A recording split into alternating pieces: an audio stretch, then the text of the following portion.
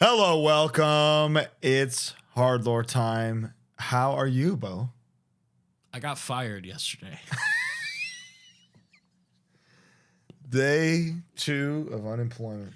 Or this is day 1. This is day 1. Yeah, I worked yesterday, but then again, I worked the last 2 years. So, well, congrats / sorry / welcome to this very special episode. It's very special. Okay, so we were gonna do Sanguis Sigabog. Yes. Had a last minute reschedule. Well, Devin answered the Zoom in a cornfield on 4G, and we were like, "Brother, do you want to do this when you get home?" And he was like, "Hell yeah!" So we'll do that, and that'll be awesome. So that'll be in a couple weeks. Quick pivot, and Colin had a great idea. I've been wanting to do this since the Master Killer tier 1. Yeah, is basically that, but for breakdowns only. Only, yeah. I mean, this is all that matters to me, you know? Well, it's funny, too, because, like, there are songs with, like, incredible intros or whatever that don't have a great breakdown. You know what I mean? But an intro counts. Does it count as a breakdown? To me, I think, when I say breakdown, I don't mean, like, the song builds and builds to it. It's a part for killing. You know? That can be immediate. I think it can be absolutely an intro. Absolutely counts. There's a couple songs that I didn't put on my list that like Never Surrender Virtue, 100 Demons doesn't the breakdown is the intro, which is like one of the craziest parts ever. Voice of Contention by Hatebreed, the breakdown is just the intro played slower. You know what I mean? I think that's a perfectly acceptable. It is a breakdown. It is a breakdown. Okay, cool. You know? Cool. Okay. So it's not so much a breakdown as it is the part where you try to kill somebody. The mosh part. The mosh is how I define the breakdown. I don't think it needs to be a 3-minute build to this thing. Although many on my list, other than one, my entire top 5 are long builds to these parts. And that's what makes them so satisfying. But we'll get there much later. Yeah, right. I got to put my top 5. I got 3. Keep going. I'm just okay. We've both prepared 25 to 30 parts. I got 32 because I have wanted 31. So that's perfect. I wanted to beat you. I did say I had 31, so it is a good strategy on your part to do one more. I could probably think of 5 more on the fly. No, you could. Since you already brought it up. Oh, okay. Yeah. To me, one of the best breakdowns of all time is 100 Demons, Never Surrender Virtue, or Ni Decit Virtus. Yeah, or whatever Bruce dude, called it. I listened to that today when I was at the gym because I'm unemployed now. Yes. I listened to the demo version of that song, and it's like so. I don't want to say funny because it's not like funny, but it's so like a diamond in the absolute rough. Yeah. I mean, it's cool to hear from the demo to the LP to the second LP. The progression of the song just gets they fine tune. They know what they got. Yeah, they know what they got. That's a really good way to put it. And in doing the intro, bookending a song with the same riff is not easy to do and make it interesting. Dude. Yeah. But when you hit it with My Life, My Crew, Fuck You. Fuck you. It's a whole new part. And that's the magic of Never Surrender Virtue by 100 Demons. I'm going to do my 100 Demons song then. I love it. So I thought I have some backups just in case you say the same thing. Okay. So I knew you were going to say 100 Demons, obviously. I thought you might say either Forsaken or Time Bomb. Infected is my runner-up. That's your runner-up. Okay. So in the event that you said Time Bomb, I said Non-Believer. And dude, Non-Believer has a part that's only used once, the second verse, where it's like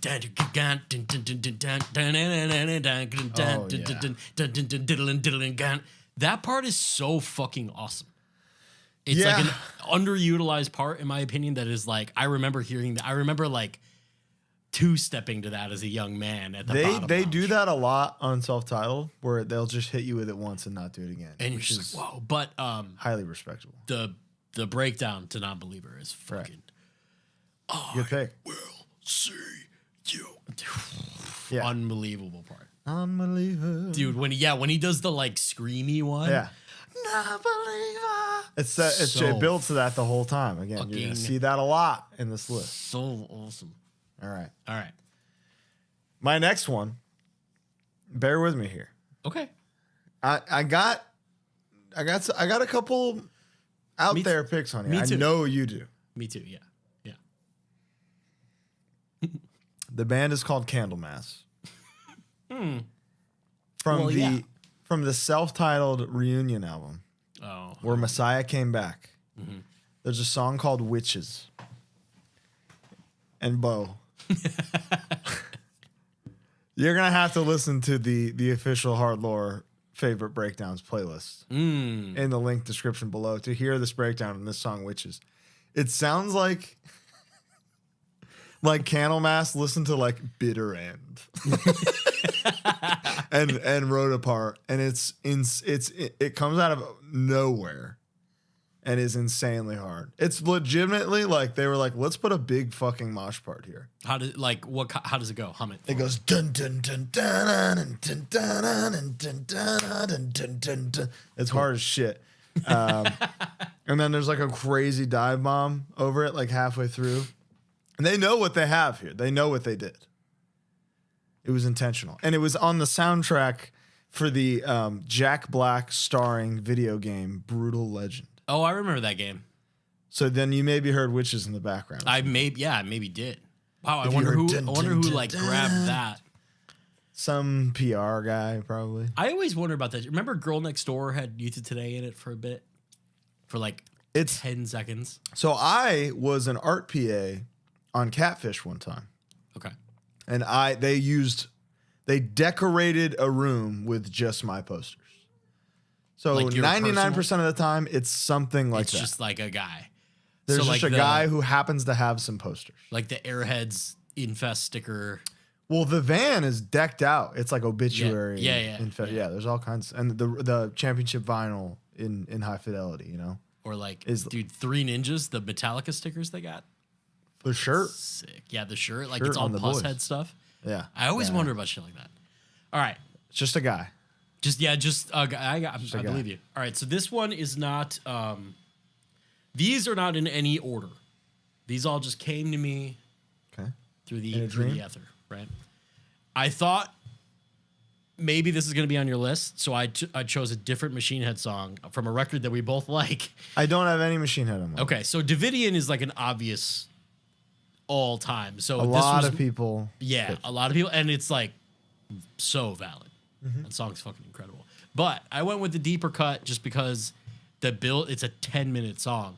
So the first song on the Blackening, Clenching the Fists of Dissent. The ending, the and then dude, when they palm mute it, and they only do it once as it's like fading out too. It's like not really there, and he goes, dude. That song, when it fades out, you can hear it like end on the fade out. So they faded it out to like just when they stopped playing, which I always think is funny. Yeah, I think Harm's Way did that on Reality Approaches. There's a song that fades out where we like stop. You didn't know it. That was your first album. They've been a band for 50 years. So the cool thing about this song too is it has like a couple breakdowns, kind of. There's like the Creeping Death ripoff part, right? Which that's is so kind funny. of a breakdown. That Metallica heard that and they were like, "This is incredible. This is the best song I've ever heard." You know, Kirk Hammett wrote the breakdown riff to Creeping Death when he was 16, and that's why they're not good anymore. It's because they're using the riffs they had when they were 16, and it just took a while. And it's fine. I think the new one could be all right. I think it could be all right. I'm excited. There's a track or two in the last couple of years, but it's about it. Anyway, my next pick from Troy, New York, Stigmata, with the song "Save Us," track 1, Hymns for an Unknown God. The entire song is a mosh part. Yeah, and made better when the mosh part comes in as a mosh part. There's an amazing solo on it. Oh, so it's like solo mosh Yeah. is high. That's That's science. That's serious mosh science. And I think they what they did in the lab that day was a scientific breakthrough. How cool was it for you to play drums for them? It was very cool. Like, was that like a real wow moment? Like a real full circle? It was. I've never experienced anything like that where it was like, hey, do you want to come play all these songs you know so well? Yeah. You know? Like, I played the songs that I practiced drums to. Right, you know? right. Yeah. So this was special. Yeah, that's cool. Even if it was just the one time I did it, you know? So speaking of songs where the entire song is a pit with a crazy breakdown, I have a relatively recent, near and dear to both our hearts song. Okay. It's called Wide Open Wound. Oh, by wow. a band called Nails. And then the breakdown is just someone going insane with a pick scrape. Oh, dude, that is a perfect song. It is a perfect song. My Nails pick would be God's Cold Hands. Dude, so I initially wrote that. No bullshit. That was my initial pick. And then I really had to think about what our topic was. Sure. And I think the breakdown for Wide Open Wound and the entire song. The entire song is mosh. There were a couple sets where that was the scariest. Oh, it was. You know what I remember so well is Anthony Fantano's review of Abandon All Life. What did he say? He said during Wide Open Wound, talking about the pick slide, Yeah. he said, and then there's a guitar solo that's just really not that interesting. It's a fucking pick slide. Oh my God. This loser. Anyway, God's Cold Hands would be my Nails pick. Dude, the fucking the gold. Get it.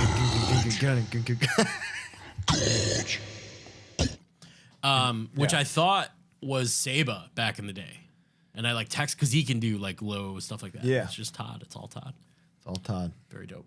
My next pick, which I didn't even put together until somebody pointed it out, is Save Us ripped this off. Oh. Sepultura Propaganda. Okay, so that's the Sepultura song I You know, that it's like the same little pattern at the beginning, but this whole song is a pit, basically. Yeah, arguably. Yeah. And then they go pit to pit to pit with the bass break. Dude, the trip, yeah, which is like, that's a Harm's Way staple. The bass break open cymbal part, like into so. Okay, so let me pivot then, because that was my Sepultura pick. Okay.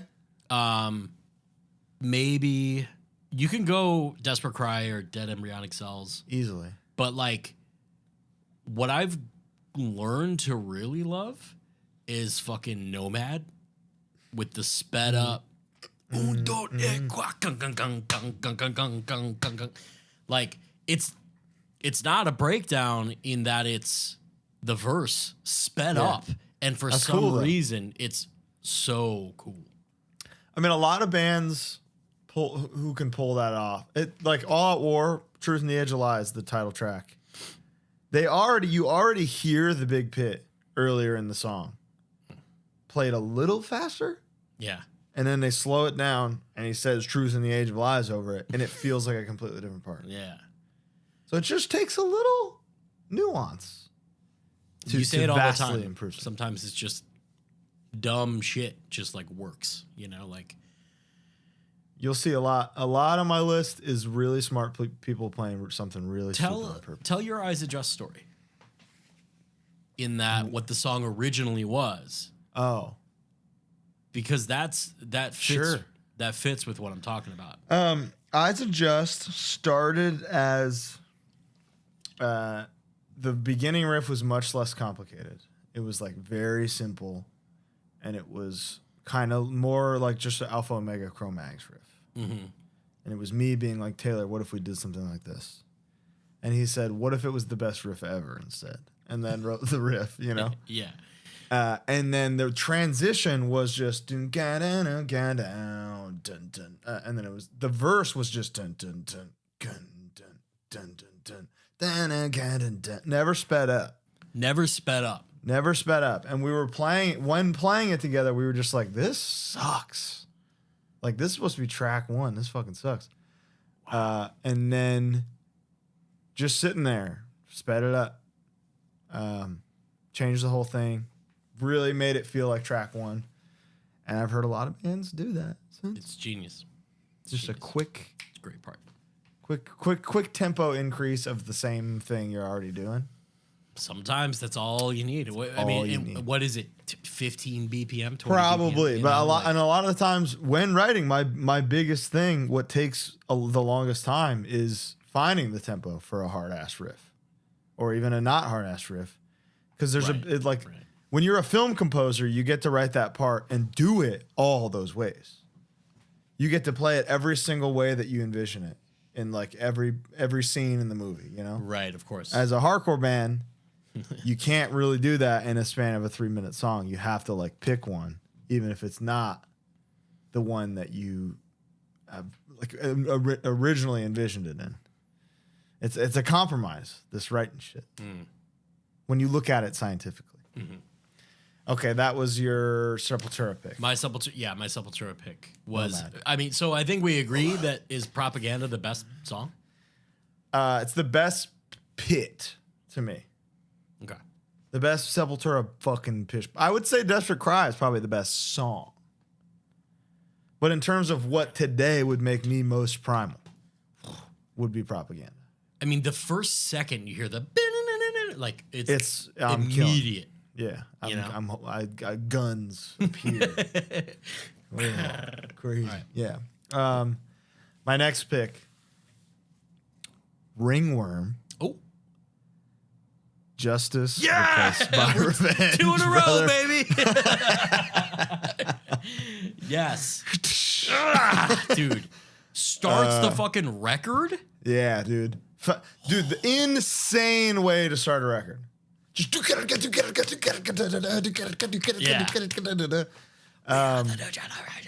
so like intense, a scary the coolest monster. The coolest lyrics, the coolest voice.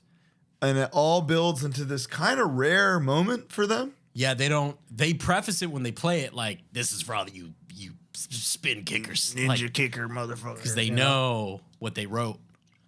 They know what they did here. They wrote one of scientifically, the best breakdowns of all time. Again, I said this in a previous episode, but to this riff, I've committed war crimes. Things that are illegal in this country. I have done to Justice Replaced by Revenge. So thank you. Great song, great record. For anyone who doesn't really know Ringworm, I think most people will be like The Promise or Birth is Pain. Yeah. And then kind of like Cool Guy, the rest. But Justice Replaced younger people really like Justice Replaced by Revenge. Okay, good. Which is good. That record fucking blew my It's amazing. ass, I'm telling you. I loved how much the drummer went yeah with the double K. It's so he does that so much. There's the song God Eat God where the whole song is a pit. Dude, so hard. I remember because it comes right after an acoustic song. And I remember when I like heard that for the first time, I like couldn't believe it. That's a good topic. Is like interlude to next song transitions. I'll tell you what a great one is, dude. This is not a breakdown. This is just its own thing. Yeah. I never listen to Depeche Mode Enjoy the Silence without listening to Waiting for the Night first. Because you earn that 5 minute of like somber, dark piece is and then it hits so fucking hard coming out. I like that. I like that. That's a fun topic for another day. Here's another one that comes off the top of my head is I'm just secondhand news. I'm just secondhand news. Yeah. Oh, right into there, huh? You know what I mean? Like, it's not even much of a transition or anything, but it's just like you got to earn dreams. Yeah. Sequencing. That's why sequencing is important. Okay, so my Ringworm song was Justice. So I'm going to pivot and I'm going to say House of Hell, which is on that record. But I prefer the Terror Split version. Yeah. which you played with them, right? And it's got 2 pits that are so fucking good. Which is, again, extremely rare for them. Yeah, very rare. Whatever Great they pick. were doing writing at that time is like, that's my wheelhouse. That's They my were smoking favorite that shit. real good crack. I need to get some of that. That's a great pick. My next pick, Yeah. Neurosis, Oh, The Doorway. interesting. I don't know it.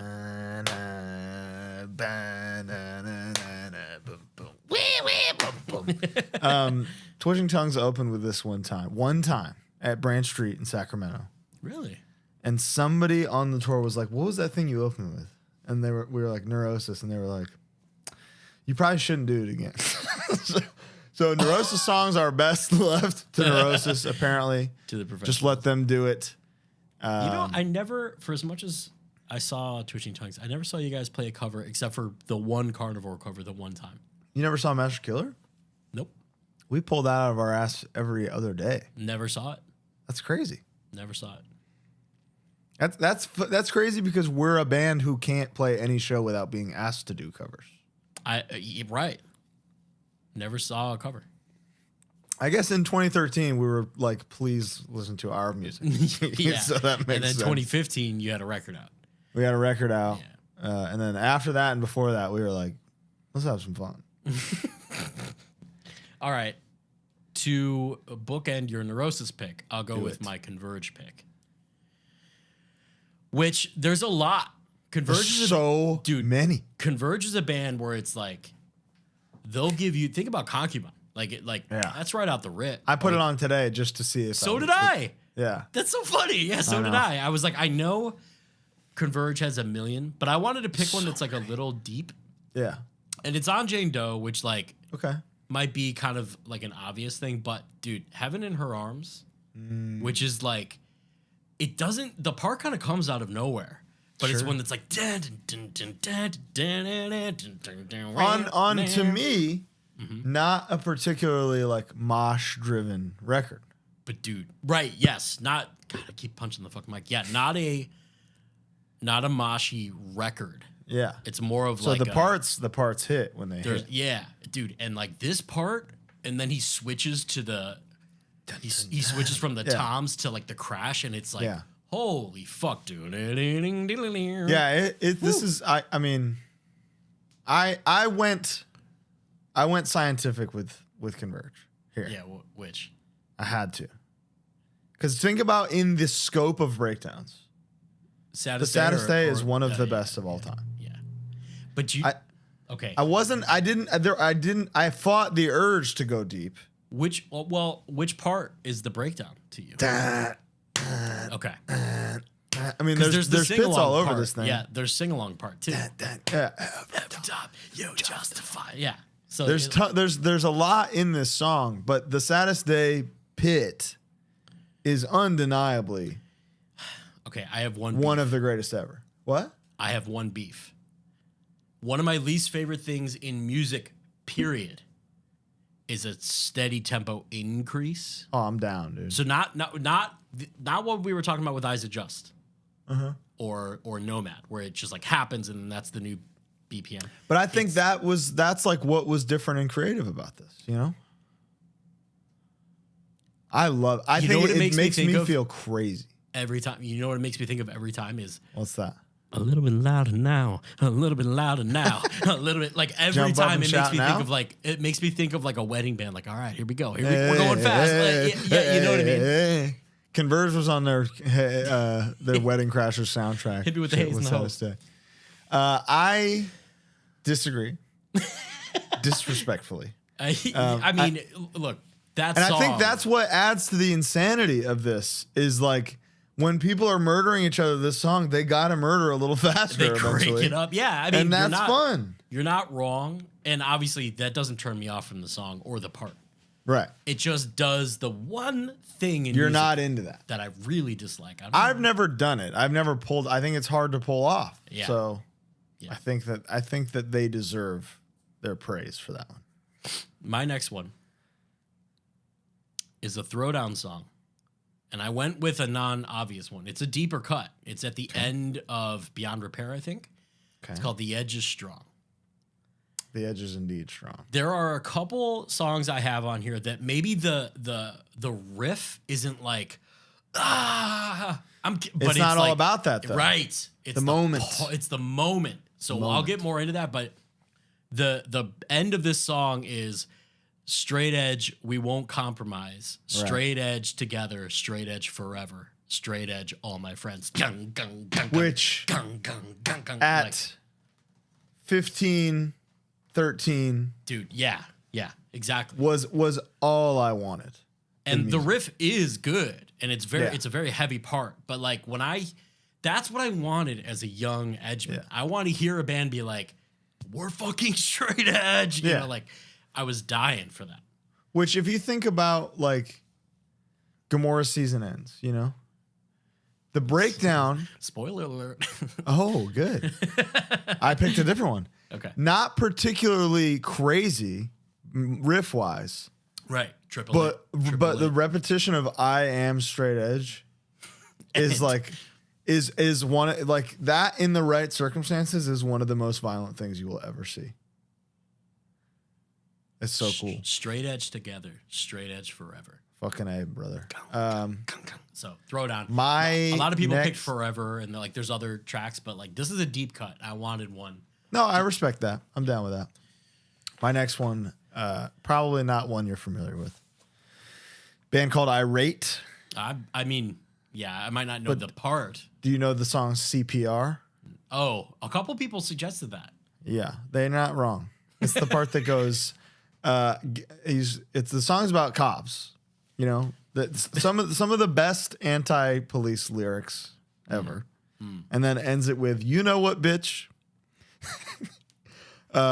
Get on your fucking knees and beg me to spare your life. And then there's a gunshot implying that he killed this police officer. And he goes, dun dun dun gun, dun gun, dun dun dun gun, dun.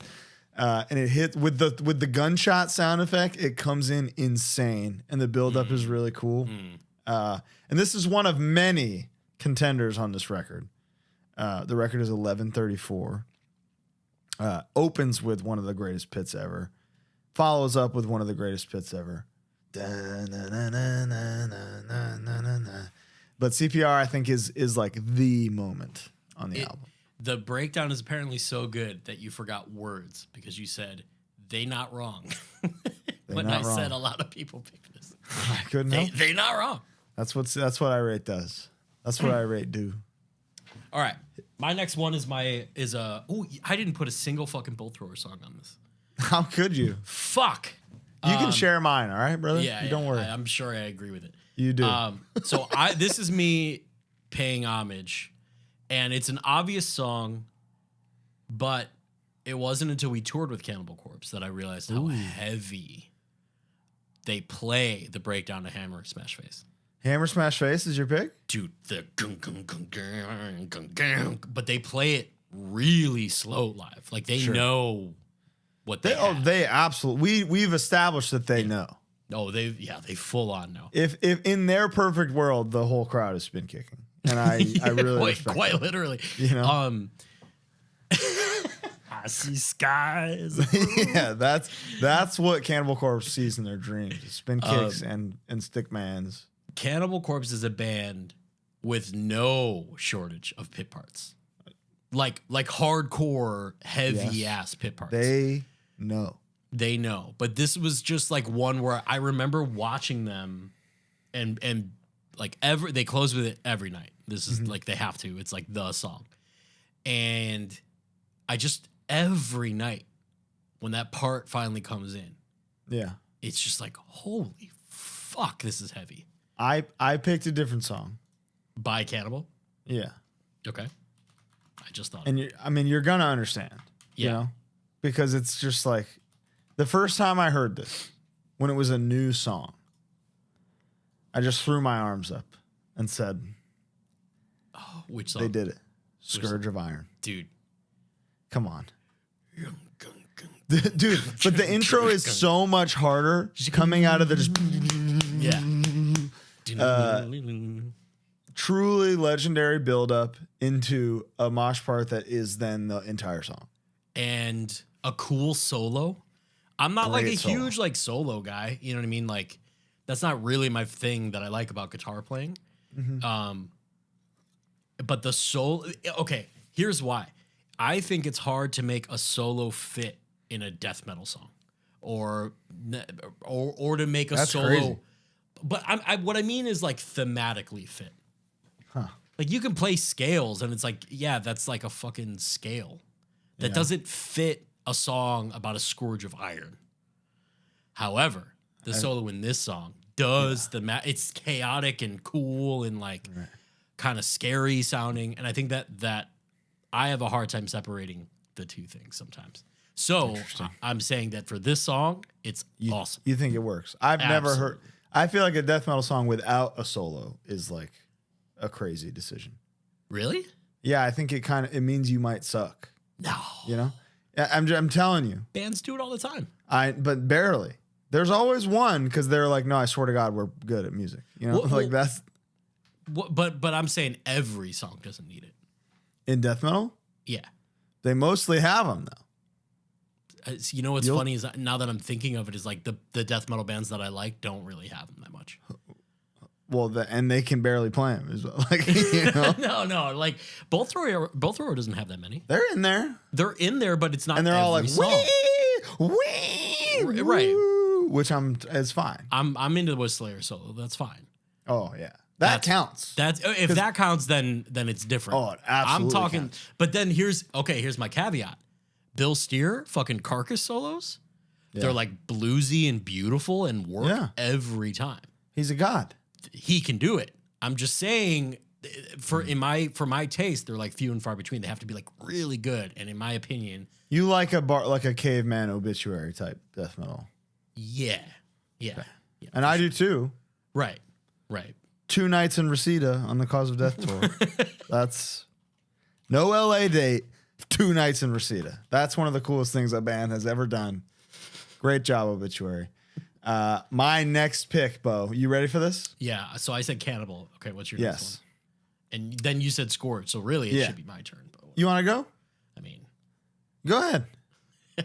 Take it away. go ahead. I'm looking something up while you're doing it. My next pick. Yeah. You're gonna shit both your asses. Metallica.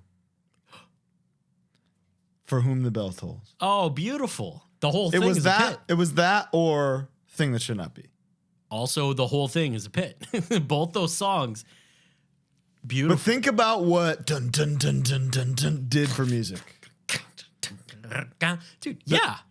There's You're a lot gonna of tell things we me- might not have ever had without dun dun dun dun. Okay, dun, so dun, let's dun. really extrapolate, right? What that's Please. 84, 85, I think, right? Ride the Came out? Lightning. I think so. That's crazy. Because Kill 'Em All, I think it was 83, so it's got to be. It's early.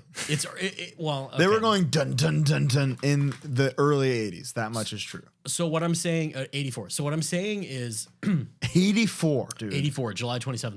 0431 in 84. Yeah.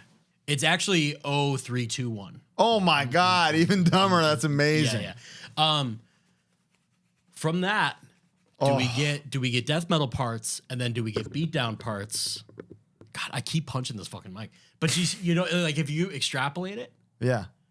I really do think there's like It's a domino. direct- That's dude. For Whom the Bell Tolls intro pit is a big domino in yeah. the Hatebreed scale. Yeah. Yes. Yes. It's like the Perfect. first. It's one of the first dominoes in that Really well said. equation. So I gotta give it up to For Whom the Bell Tolls because that part A is still hard. Still hard. B, what is that? E flat. So here's something that's weird about Ride is it's A445. It's all tuned up. I personally think that it was sped up. I think it's a little studio magic. I think it's to help the double bass on Fight Fire with Fire. If you also notice, James' voice is never that high again. Wasn't really that high on Kill 'Em All either. Well, it also sounds altered. Yeah. You're right. So You're onto it's something. a sneaking suspicion. Wow, wah, do, do, do, do, do, do. The truth is out there. And it's on HardLore. What's your next one? My next one, we're bringing it back. We're coming. Bring it back. We're going straight back to hardcore. I love it. Terror. Oh. A little song called One with the Underdogs. The reason that that's my pick is what do I always say about a particular Madball song being a perfect hardcore song? Can't Stop, Won't Stop. That's a perfect hardcore song to me. It's short. It gives you what you want. It's got the verse, lyrics. pit, verse. Song's over. One with the Underdogs has the crazy triplet chorus. It's got one of the easiest, and I mean easiest as in like caveman-y breakdowns. It's got Martine saying, I said bleh. Yeah. That fucking part is so cool. And also, it was like the follow-up record. Yes. You know, it was the first song on the sophomore record. Yeah. And it kicks ass. Recorded in Van Nuys. Dude, fucking With a Heart Made of Steel. When I first heard that lyric, I was like, I don't really get that. And like over the years, it's like, dude, that lyric is incredible. Yeah, that's all I want in music now. Everything about that. And Terror is also a band that obviously has no shortage of pit parts. No, they're still writing them. And they're like getting better, which is fucked up. But that one for me, I also really love fucking... Is it what's the one with Furnace on it? Yo, Spit My Rage is unbelievable, but you know what? It made me then think of my Slayer pick. So I like pivoted in my brain. This is how you gotta play it. I remember I showed Spit My Rage to my dad when I was like trying to learn how to play like that. And my dad straight up he like listened to it and he went, well, you only have to play it once right in the studio, huh? Like he like didn't believe that somebody could do it. Dads are so stupid. He's so stupid. My pick is One with the Underdogs. Great pick. Perfect song. I'm going to keep it in hardcore for a bit. Yeah, good idea. My next pick, Newfound Friends of the Show. Oh, I thought you were going to say Newfound Glory. No. I was like, where are you going with this? No. Band from New Jersey. Excuse me. Yeah. Sorry. That's right, Bo, New Jersey. Colin, please. Band called Fury of Five. The song is called Do or Die. It's a great pick. This breakdown has not one palm mute in it. Wow. And I think being as hard as it is without one traditional chug deserves high praise. That is also the moment in the music video that maybe affected me the most of anything in my life. It's three notes, and it's just just open, and still hits hard. And then later in the song, they do the pinch harmonic bit, and then it's hard as fuck. That is dude, pointing out the fact that there's no palm mutes is pretty crazy. It's crazy because almost everything else has something. You know, other than one. Ooh, okay. Which it kind of does, but not in the traditional way. You'll see. By the way, my Metallica pick is in my top 5, so that's why I didn't very fair. Respond with one. Very fair. All right, so you said Spit My Rage. Yeah. When I was considering, obviously that was in there, and then I went, oh, that right.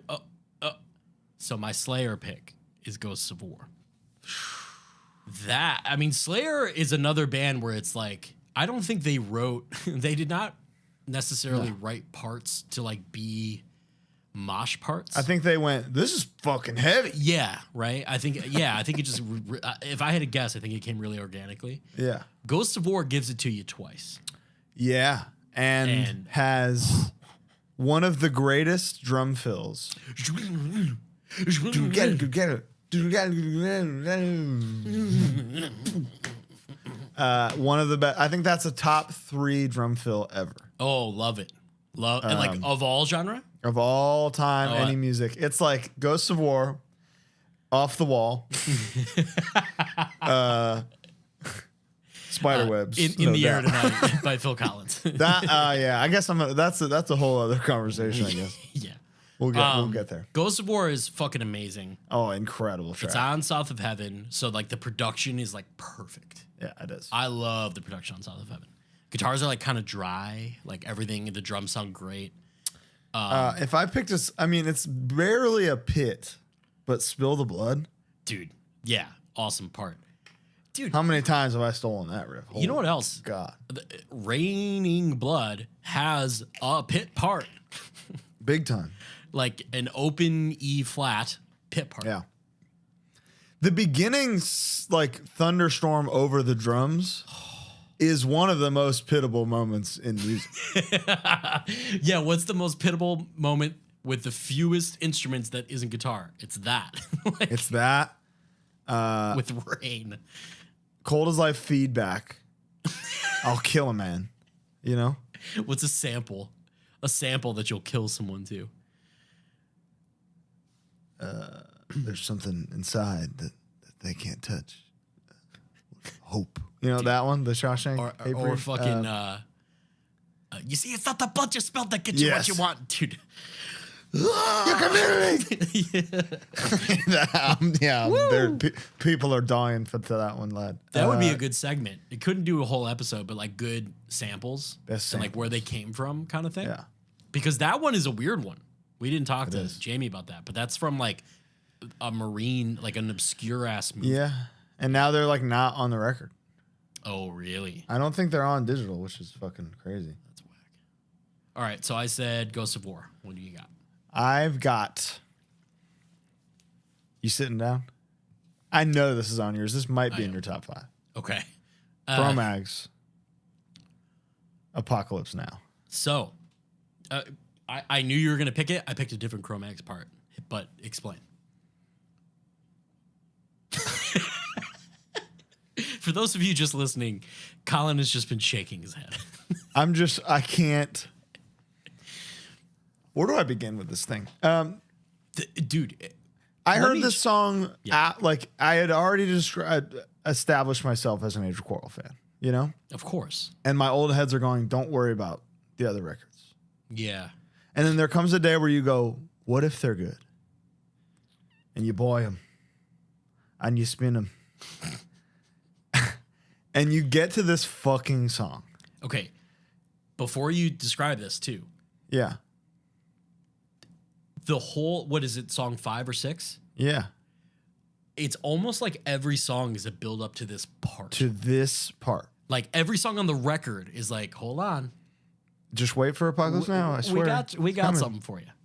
There are big pits and there's a hard record. Mm-hmm. The lyrics are sick. Even the wacky Krishna stuff is like somehow nice and relatable. I am Krishna when I listen to this record. Straight up, dude. Like Kali Yuga, heaven is on earth. It's not. There is no hell. There's no heaven. I'm with you. I got it. Apocalypse Now is once the song hits. Even that is like a 3 or 4 minute build to this part with like one of the greatest build-ups in music. All the random cymbal hits and shit. And like where everything comes in. Yeah. All hits with this fucking part with the best of all time. And then the accents inside the pit part. Like there's like little China hits and shit. I know. And like building up on them. Dude. And then, let's go! And that's just one of the, that's pit to pit to pit. That's a triple. Dude, that's a quad. They go mosh 3. That's a quad. Yeah, you're right. That's mosh 4. It's slow, then let's go, and then the like kind of Metallica halftime, and then they pick. You're right. Wow. That's 4. Apocalypse Now goes mosh 4. Jay, if you're listening, we found one. Holy shit! Incredible.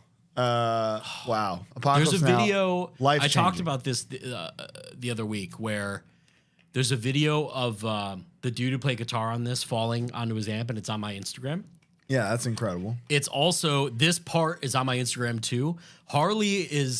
He's like long hair Harley in a leather vest with nothing on underneath and like black jeans. And during the Let's Go part, he's like running across the stage. It's fucking awesome. It's incredible. I'm going to keep it hardcore. Now? Keep it. Should I say my Cro-Mags pick? Yeah. Yeah, absolutely. So my Cro-Mags pick is from Age of Quarrel. I knew you were going to say Apocalypse Now. And also Best Wishes has insane pit. I had my honorable mention was on Best Wishes. Was it Age of Quarrel? Dude, unbelievable. Insane. Mine is It's the Limit. Right? It's a perfect hardcore It's a song. perfect hardcore song. Yeah. I'm with you. It's just the I don't want to say. I don't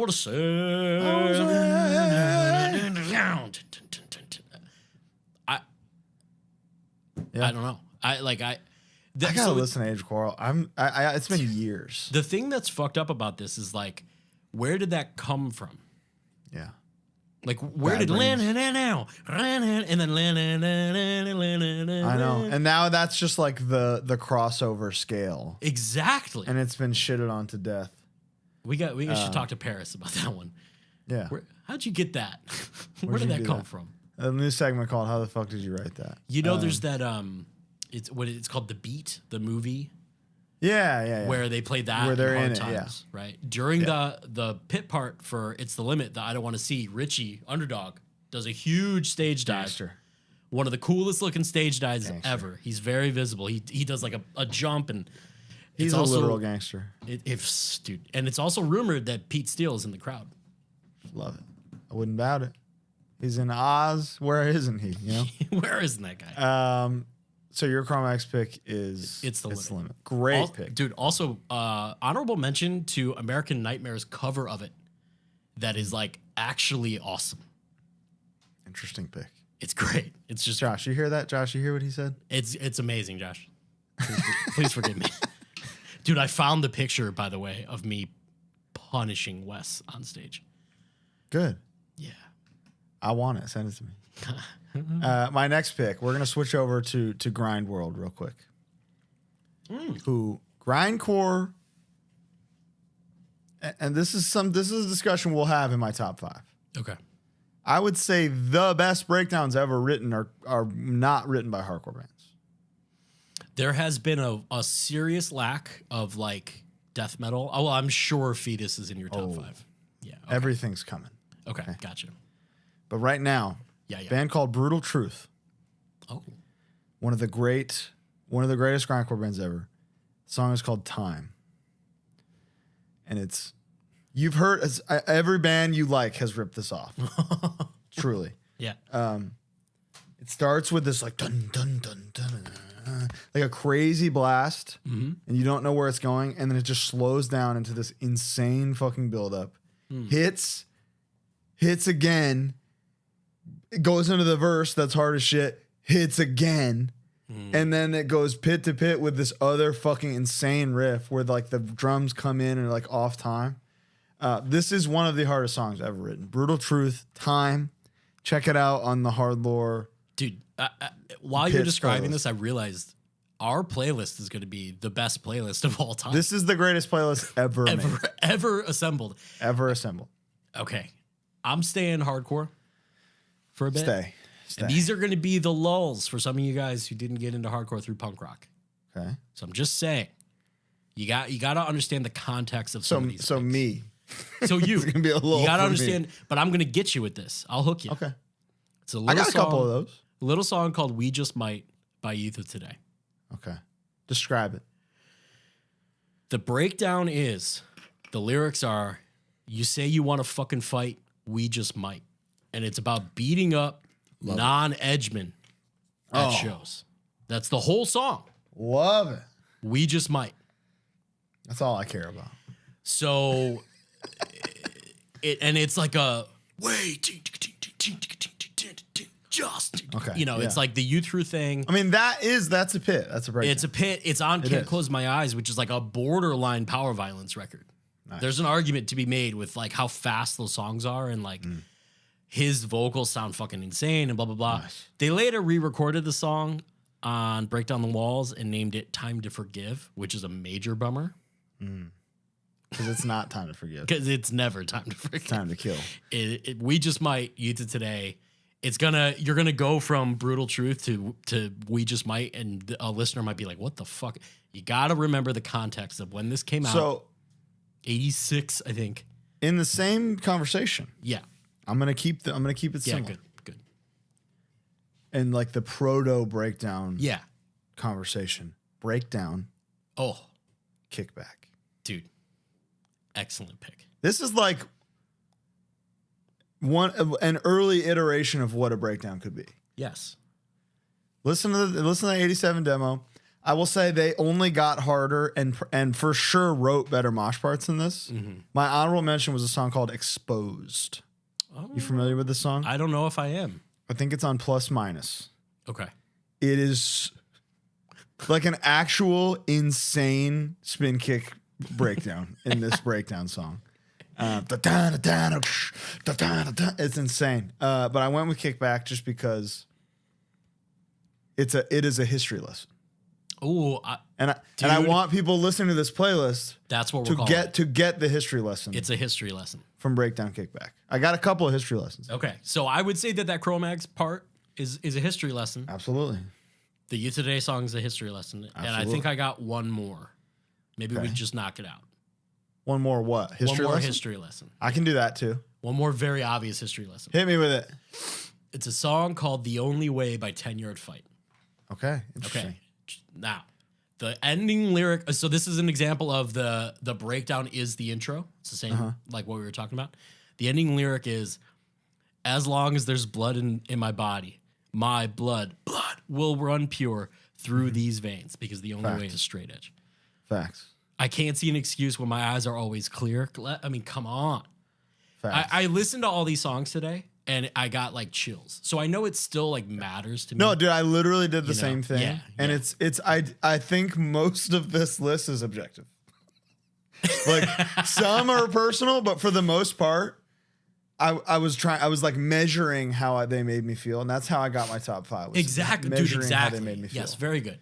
So The Only Way by 10 Yard Fight. 10 Yard Fight is not a band that I think most people today would like care about.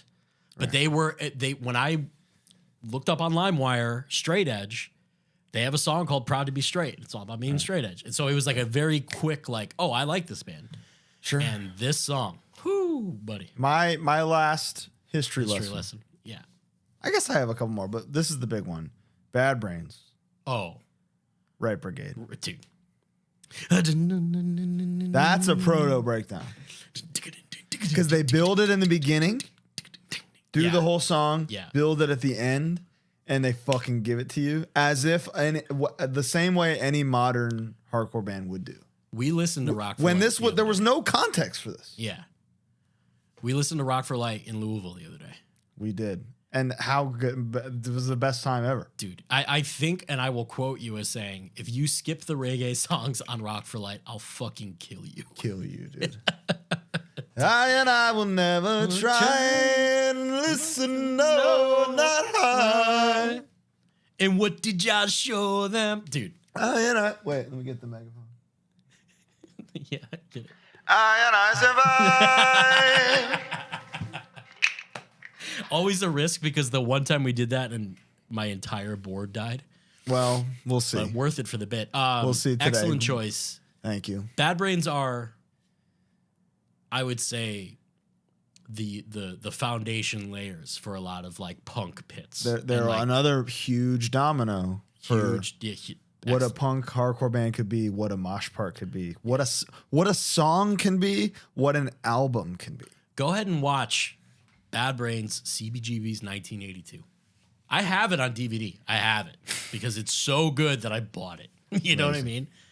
Incredible. All right. We're teaching the youths with this one, huh? Well, I'm gonna I'm gonna pay homage. Pay your homage to some friends, some providers of the show. A little song called "Sick" by Slipknot. Oh, what's the pit in Sick? You can't kill me because I'm already inside. And then the jun. Yeah. Unbelievable part. It's so funny to go Bad Brains to Slipknot. I know. In like a measurable pipeline. Yeah, dude, absolutely. It is truly like cause and effect. Yeah. Bad Brain, Right Brigade to For Whom the Bell Tolls to Sick. Slipknot is like a measurable It's thing. like we could prove it. And this show is proof of that. We'll get there. It opens the record. One of the most aggressive openers of all time. For an album that sold for that like is still, if you look at the iTunes like metal chart, yeah, it's on right there. now. Always. Slipknot self-titled is for sure on there right now with like Black Album and Cowboys from Hell. Yeah. Like Wait and the Bleed. opener is this hard. Dude. They did the same thing with Iowa too. Iowa's Iowa opens even more extreme. Yeah. Blast beats on the radio. Unbelievable. But Sick. No matter how you feel, you got to give it to him. Sick is incredible. An incredible song. All the way through. Good pick. I respect that pick. Thank you. My favorite band in 7th grade. Here we go. You said you omitted them, so I'm going to put them in for you. Okay. Bolt Thrower. Powder fucking burns, baby. A pain that never goes away. Onwards. And you know, no compromise. You know that it's going to be a big song in the album because they used the intro, the Cenotaph intro, which is, dude, the coolest thing. They're like, hey, this is the hit. And then this big triumphant intro that, again, builds to this rare moment. Yeah, like a 2-note breakdown. And for they Thrower, know. You know? And it hits like a fucking 18-wheeler, dude. 19. And then he hits you with a fucking... and it's just like, holy shit. Yeah. This is their hardest single part, I would say.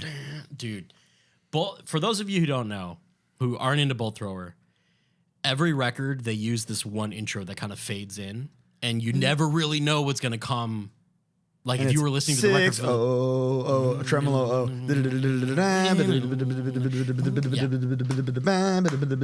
Sometimes they bookend the song with it. Yep. And it's like, oh fuck, it's back, yeah. And if you were listening to a record for the first time, you never really know what's coming. You never know when it's. It could be a re-recording. It could, but it's not. You know what I mean? They're fucking geniuses. Yeah, they're pound for pound the best band. Yeah, because they never wrote a bad thing. That's how that works. You know. That's how it works. 0 skips. That many records, 0 skips. It's like that's crazy. If you did like a statistical pie chart, it's tough to beat Bolt Thrower. Just song for song. Wow. Yeah. What's your next one? We're going to Sweet Home Chicago by a little band called The Killer. Oh, hit me, dude. This is a deep cut. This is on their first EP. It's a song called American Flag Coffin. Is this the song from? Yeah, it is. This song is so fucking hard. 15-year-old Bo or whatever, however old you were, Superman into the pit, spinning like a tornado, only to get fucking drywalled by Joe Hardcore, cemented by Joe Hardcore. Amazing. It's a cool song.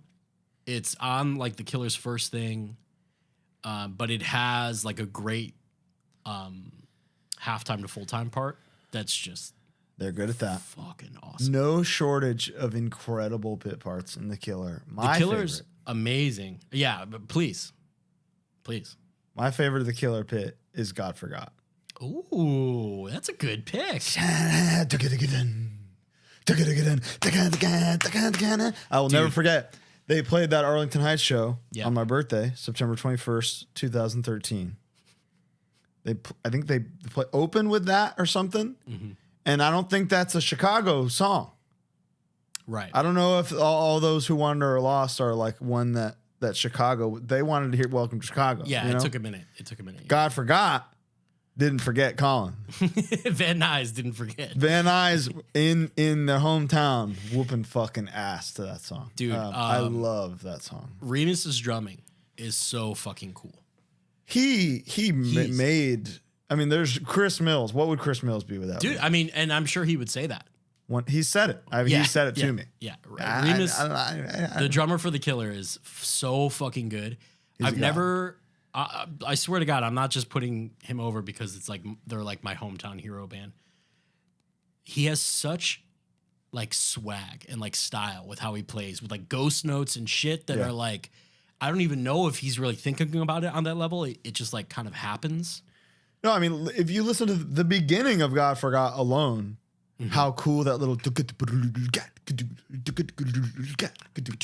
and how solidly he plays it for like 2 minutes. Yeah.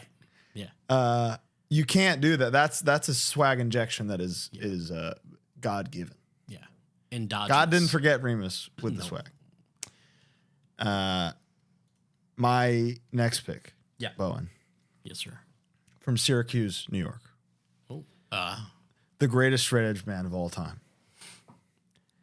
On a later record. Oh, you went with it. Yeah.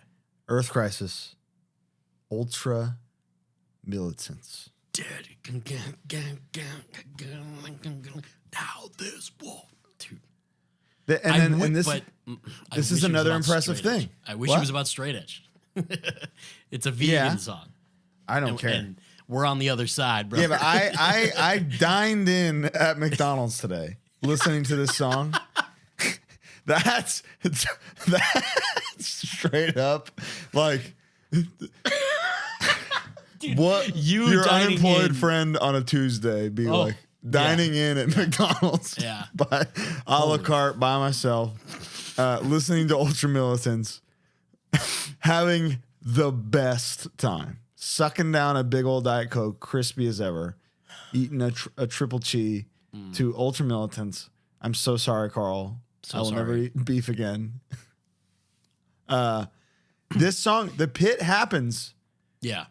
A bunch in this song. You hear the riff, but they manage to make it harder with the way that they transition into it. Yeah. Which they're good at that. Earth Crisis is very good at that. They are very good at that, and it's not easy to do. And this was a tough pick because Destroy the Machines has a lot of the best riffs ever.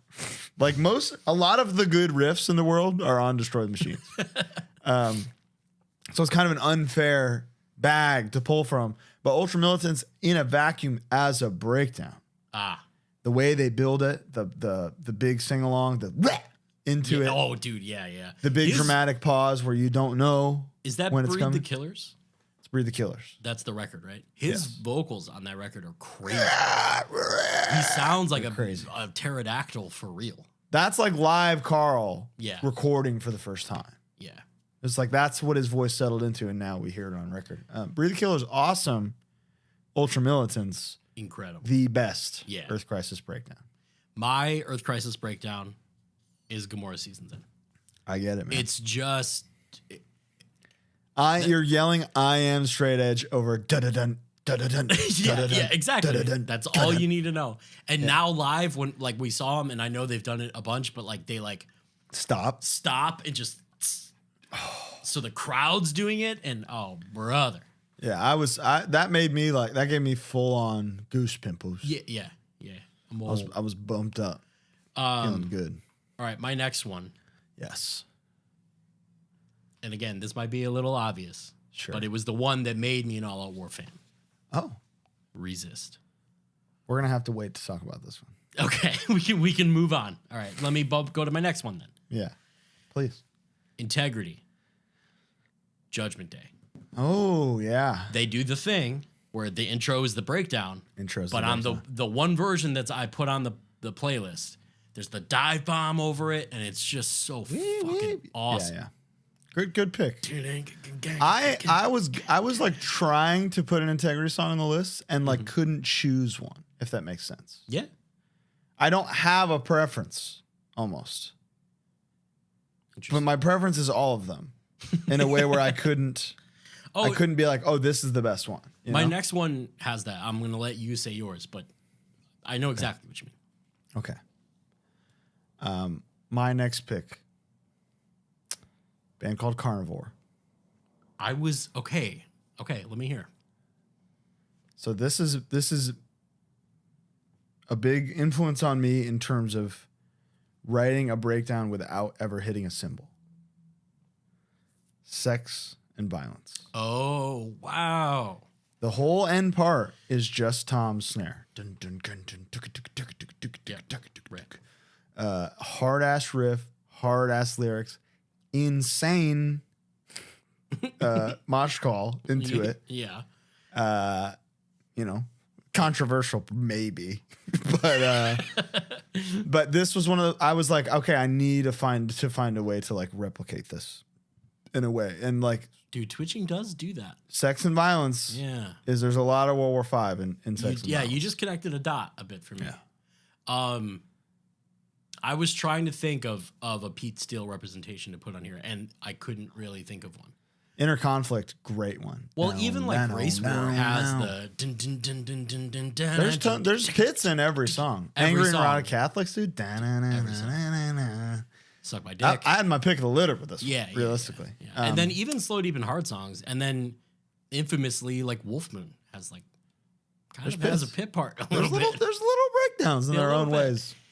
Sex and Violence is my Carnivore song. Yeah, that's a great pick. Hit me. Madball. I've already said Can't Stop Won't Stop is like that. So I decided let's pick something else. But Breakdown for me, New York City. New York City is the best. I'm with you, brother. Dude. I'm not even going to pick an honorable mention. I'm just going to back you up. Dude. Oh, well, what was your other one? I want to hear. No, I'm not going to pick an honorable mention because this was my pick. What can I do? This is a top 10 all time. Pit part. We have never talked about this song, and the fact that we agree on this part is huge. This is like hearing this might have been I liked Madball in a peripheral way. It was like, okay, they're a classic band. Yeah. I'm supposed to get into them. This is me as a 13, 14-year-old. New York City was the song where I was like, yeah. Like, yeah, okay. Yeah, this is 100%. They were right. The people were right. Living here, you gotta learn. Gotta learn. You gotta fight back. Dude. And they didn't play this my entire childhood, teenage, adult life. They just started bringing it back. Really? Yeah, they never fucking played it when I saw them. And I maybe it's because they weren't in New York when I saw them, Oh. But they didn't play Set It Off one time. I think they were like averse to Set It Off in some way. Yeah. I mean, it's how annoying is that? It's annoying. It is, but also you wrote the Mona Lisa. What are you gonna do? Yeah, right. Not paint it again? You got it. Keep painting it. Yeah, Madball, New York City, off of Set It Off. An incredible song. I shan't pick an honorable mention. I will just back you up. Okay. Hit me. So, for the sake of the playlist, I kind of changed my pick here because I noticed that Biohazard Self-Titled is not on Spotify. Oh. Well, dude, Set It Off isn't on Apple Music. What? Yeah. You have to go into the best of, and it doesn't have every song. That's crazy. Mm-hmm. Well, I picked Retribution at first. Do it, dun dun dun dun dun dun. But I changed it to Urban Discipline for the sake of the playlist, dude. Because one of the best intros ever. And we were just talking about this too. The lyrics. Do you think did Evan write Brooklyn Bronx? I think so. Staten Island and Queens. Figuring that out must have felt like holy shit, figuring out the universe or something. Yeah. He flowed the boroughs. Standing up and fighting is what's living here. But this dude, in order, what is it? The only lessons that you learn are the things that you regret. Is like that's like poetic. That is some Socratic ass thinking. Yeah. Wow. Crazy. Like beautiful. Number one. Dude, come on. Yeah, Urban Great Discipline. pick For the sake of the playlist, I'm gonna pick Urban love Discipline. The real answer is Retribution. I love it. Just because in terms of a breakdown on its own, that's dun dun dun dun dun dun da, dun dun dun dun dun dun. But Urban Discipline, perfect intro, and then the song just kind of keeps getting harder and harder, and the lyrics are incredible. The lyrics are incredible. Hard motherfucker with a bad attitude. Maybe it's just. Maybe it's just we're winding down now. We're getting close to the end. Yeah. This is exciting. I'm having. By the way, exciting. I'm having a great time. Oh, this is like the most fun I've had. Most fun I've had during an episode. Yeah, it's so easy to be passionate about it. All right, I wanted to throw some respect on some peers of ours. throw it. Foundation. Oh. Purple Heart. What's the Purple Heart breakdown? Announce it for me. March forward. Dude, When the every smoke time I would clears. see them play that would be in my head for days at a time. And if you're on Yeah, tour, that's a great part. that can be problematic. I love that part. I love the dissonant chord. I love when they let the chord jun. Like, it's just a cool part. It like always popped off. There were a lot of from the users submissions. There were a lot of like devotion twos. Like there were a lot of. But this was the one for me. I liked when Hank would do backup vocals. Oh, I love the Hank backup. I think that last EP are like undeniably their best songs. When I love that. when Harm's Way played their last show, we made a Youth of Today Harm's Way like with the X Fist, and on the back it says "We will march forward." Goddamn right you will. Except Little HardLore. 3 out of 5 you will. Shut the fuck up. People have been waiting for this one. My next pick is Dying Fetus. Yeah. Epidemic of Hate. Yeah, that was the one you told me to listen to. Yeah. Epidemic of Hate is, again, one of the great intros of our time. I can't stop stealing it. I won't stop stealing it. Big, epic drum fill into this insane part. Very simple riff played by geniuses. Therefore, it's genius. Dying Fetus, great pick. Dying Fetus is a band that I'm entering. I'm just learning about. I'm your Dying Fetus old head, and I'm so proud to be. Welcome. All right. Mine, a band that was very influential to The Killer. Okay. The Killer old head. Think about that. I'm listening. Damnation AD. Ooh. The Hanged Man. The Hanged Man over... Yeah, I mean, most people would say No More Dreams, probably. Yeah, huh? but let me tell you something. When The Killer covered The Hanged Man, they had Mike DC sing for it because that's their favorite fucking song, motherfucker. Yeah. Because that breakdown, the gun gun gun gun gun gun gun gun gun gun. Yeah. Gun, gun. I mean, it's a 7-minute buildup to this release. Yeah. You know what I like? And I don't care what the people say. What's that? The song with the fucking Fall Out Boy guy on it, on the other LP. If you can Is it remember. Patrick? Oh, yeah. Song rocks, dude. I don't remember if there's a pit in there, but the song is incredible. Damnation AD, underrated band. Very underrated band. I don't think people really like realize Now. Yeah, now. Our era, yeah. B9 board era, we were taught very explicitly Yeah. to listen to Damnation. Damnation AD and like Earth Mover. It was like Never okay. heard Earth Mover. No, really? They were. That must have been a Midwest thing. Well, they were from the same area as Damnation. There you So go. they were often mentioned the same. I was making a Midwest joke because you said your Great Lakes, you know. And they're from Detroit too. also. There you go. Double joke, unintentional. The joke landed. Genius. Yep. What do you got? My next pick, two controversial picks in a row. Mm. You ready? Yeah. One Life Crew. Murdario Stomp. Really? You just for the intro alone? I mean, I'll go Riot's easy pick, but like, think about this, dude. Yes, sir. The year is 2007 to 2013. Murdario, a band, a band per show covers Murdario Stomp, Including my own. including your own, Yeah. and it's the best part of the show. Yeah. It's iconic. I have I've listened to Crime Ridden Society. Is it on Crime Ridden Society? It's track one. It's track 1. I'm just making sure I didn't know if it was on like an EP or something. Oh, it's on American Justice 2 about 5 times, which is insane. The original version on Crime Ring Society is crazy. It's a great riff. That's all I got. All right, my next one are more peers, friends of the show. Truly one of my favorite breakdowns of all time. Like almost top 5. Acacia Strain, The Hills Have Eyes. Wow. Every fucking time, this is like the foundation song. Every fucking time I've seen them play it. And the It's just in your mind, baked into your mind. dude, and the recording has like a metal hit, like Davidian. Like it's got like a sound, like a sample in there. And it's Is this just the video where they're like playing live? the in a video is club? them being like To Catch a Predator. Oh. What's the video where, if they're listening, maybe they can let me know. There's a music video where they're like playing a show and then they hit this solo. And then a guy in the crowd does this and they like zoom in on it dramatically from behind.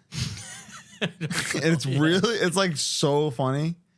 And just, it was a nice touch. That band has always been funny. I think they relish in that, Which is good. Yeah. But yeah, it's just a gung gung gung gung gung gung gung gung gung gung gung gung gung gung gung, and it's got Classic. and the way Kevin does like a cool fill, it's just like an awesome part. All right. I didn't want to only do like old bands, you know what I mean? No, like, I couldn't. I just picked what I picked, and there's a couple modern things on here, but what do you got next? Oh, Another controversial my pick. next one you're gonna fucking love. am I another controversial pick? Agnostic Front, Public Assistant. Written I'm by sorry, written by Pete Steele. There's his representation. There's his representation. Written by Pete Steele. Tongue in cheek, as it always is with him. But this is just like one of those fucking. This is a teachable riff. This is educational. This is like the thing that every crossover band is trying to do. Absolutely. It's already been done. That's a good pick. When Agnostic Front played all of that, Oh my god! they played all of that record at United Blood. the live at CB's. No, that was probably they played the- all. No, they did live at CB's start to finish, didn't they? I thought they did all of. Is it Victim in Pain? That's on Cause for It's Alarm. Cause for Alarm. I thought they did all of Cause for Alarm. No, they did live at CB's start to finish. Oh wow! It was amazing. That was one of the best things I've ever. That was the best United Blood set to me that I ever witnessed. Gotcha. And I think maybe the fact that like there weren't like it wasn't that packed when they played because some of the younger kids spilled out that it was just like elite. It was amongst an elite organization, much like the Men in Black. I was moshing. It was me and the rest of the Men in Black moshing for Agnostic Front and playing live at CB's. I think my favorite United Blood would be the Cro-Mag year, the Cro-Mag Army year. That was a crazy year. I don't think I was there. I wasn't invited until far later. Yeah. With United Blood. I was late to United Blood. All right, here's the one you're gonna love. Ramallah. Oh, The song Ramallah. wow. What's the pit in Ramallah? With Bannon just screeching over the whole Dude, that real entombed Ramallah part. Yeah. dude. Yeah, and a little song called Breeding Ground. Yeah, of course. Unbelievable part. Incredible song. But No shortage of Ramallah pits, really. dude.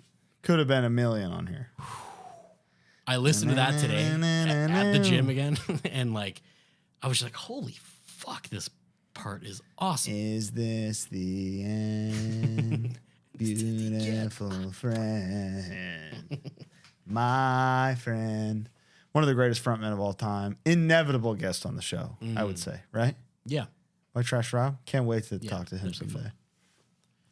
All right, we're getting down to the fucking wire here. I got dude. 1, 2, 3, 4, 5 left. I got 3 Okay. with a couple honorable mentions for each. Oh, interesting. Okay, hit me. Why don't you go next because you have more. I got more. This one, I could see being, or at least the band being in your top 5. Life of Agony. River Runs Red. Really? River Runs Red. The pit part in that for me, when I like really first heard it, and it's not the kick drum part where he's playing on the 8. It's when Mina comes in and it's low. It's on the 1. And I knew there'd come a day. Yeah, that's up there. Singing Pretty over that part. It's like gorgeous, soaring. Yeah, like Truly. that part for me was that. I mean, that was what made me a Life of Agony fan. My picks for Life of Agony pit would be Plexiglass Gate intro.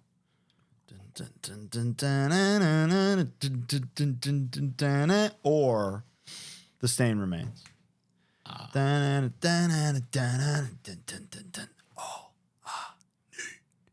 Set me free.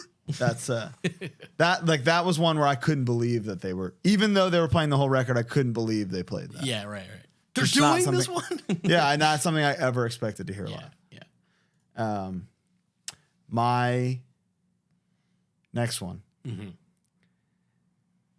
A band that, pound for pound, wrote many of the hardest pit parts of all time. I think I know who it is, and I didn't put them on my list. Pantera. Oh, never mind. Suicide Note Part 2. Unbelievable. And it's, again, made harder with the context of Part 1 attached to it. Oh, yeah. Big time. That's a great example of... The transition enhances the full picture. I'll never listen to 2 without 1. Never. Dude. You got it. 1 is like their best song. Yeah, it's like a beautiful song. Yeah, absolutely. Part 2 is this, and then it's just this fucking insane crescendo to the biggest ending they've ever did in a song. Yeah. And they knew it was one of those things. And the Josta episode shows us that they were listening to Helmet and shit, who were writing songs from a hardcore perspective. So Pantera was maybe unknowingly writing songs from a hardcore perspective. Very well said. So Suicide Note 2, ending with dun dun dun dun, wah, wah, wah, bum bum bum bum, wow, is consciously or not done in a hardcore perspective, and it feels that way. And it is one of the most spin kickable moments in the history of music. And dude, that song also has the "Watch me do it, do it." Watch me try to die. And then right back into that verse, insane, crazy tempo pickup. It's amazing. Yeah. Here's one. You got Pantera on there? You got any honorable mentions for me? That's top 5. Honorable mention: Strength Beyond Strength. Such a cool part.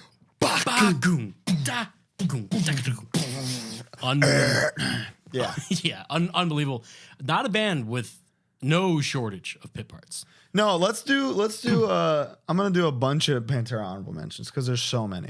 And I think a lot of people who are listening to this are not, and if you hear yours, just don't say anything. Okay, but let me say Walk is an interesting one. Walk doesn't really have a pit part. No. Until the very, very end. I think Walk is like the worst Pantera song. I know. But I'm saying for their biggest song, yeah, the whole song is kind of a pit part because the riff is awesome. Sure. But then the end, the right. No, you're not wrong. I love in chronological order. Wait, yeah, you're gonna say mine. That's fine. If I'll just skip it. Primal Concrete Sledge, insane pit. Whole song. Domination, insane pit. Going to Vulgar Display of Power, New Level, obviously insane pit. This Love, insane pit. No. Going to Far Beyond Driven, Strength Beyond Straight, insane pit. Next song, insane pit. Next song, insane pit. Next song, insane pit. What are the first 4? Strength Beyond Strength, Becoming, 5 Minutes Alone, I'm Broken. I'm broken. But Throes of Rejection might be the hardest song on the record. Oh, interesting. I think. That's dun dun dun dun. Bow, wow, Yeah. wow, wow. Boom. Down. Yeah. Great Southern Trendkill. Great Southern Trendkill. The big riff. Yeah. I'll spin kick to that. You can't stop me. Down, and then a little key change. Suicide Note 2. Floods, dude. Dude, Floods is unbelievable. I don't know much from Reinventing the Steel. I mean, Yesterday Don't Mean Revolution Is My Name is a fucking incredible song. That's another one with a riff at the end where you're like, this is on this. This is crazy. So that was our Pantera. While I was like cleaning and you were napping and I was like waiting for you, I got the first Down record and I was just playing that. Ooh. That's like truly a best of both worlds that has not been done really since, other than like Ice Pick, and Kingdom of Sorrow. You know? But it's literally like the vocalist from Pantera and the dude from and the best Crowbar. guitar player ever, the best riff writer of all time. Yeah.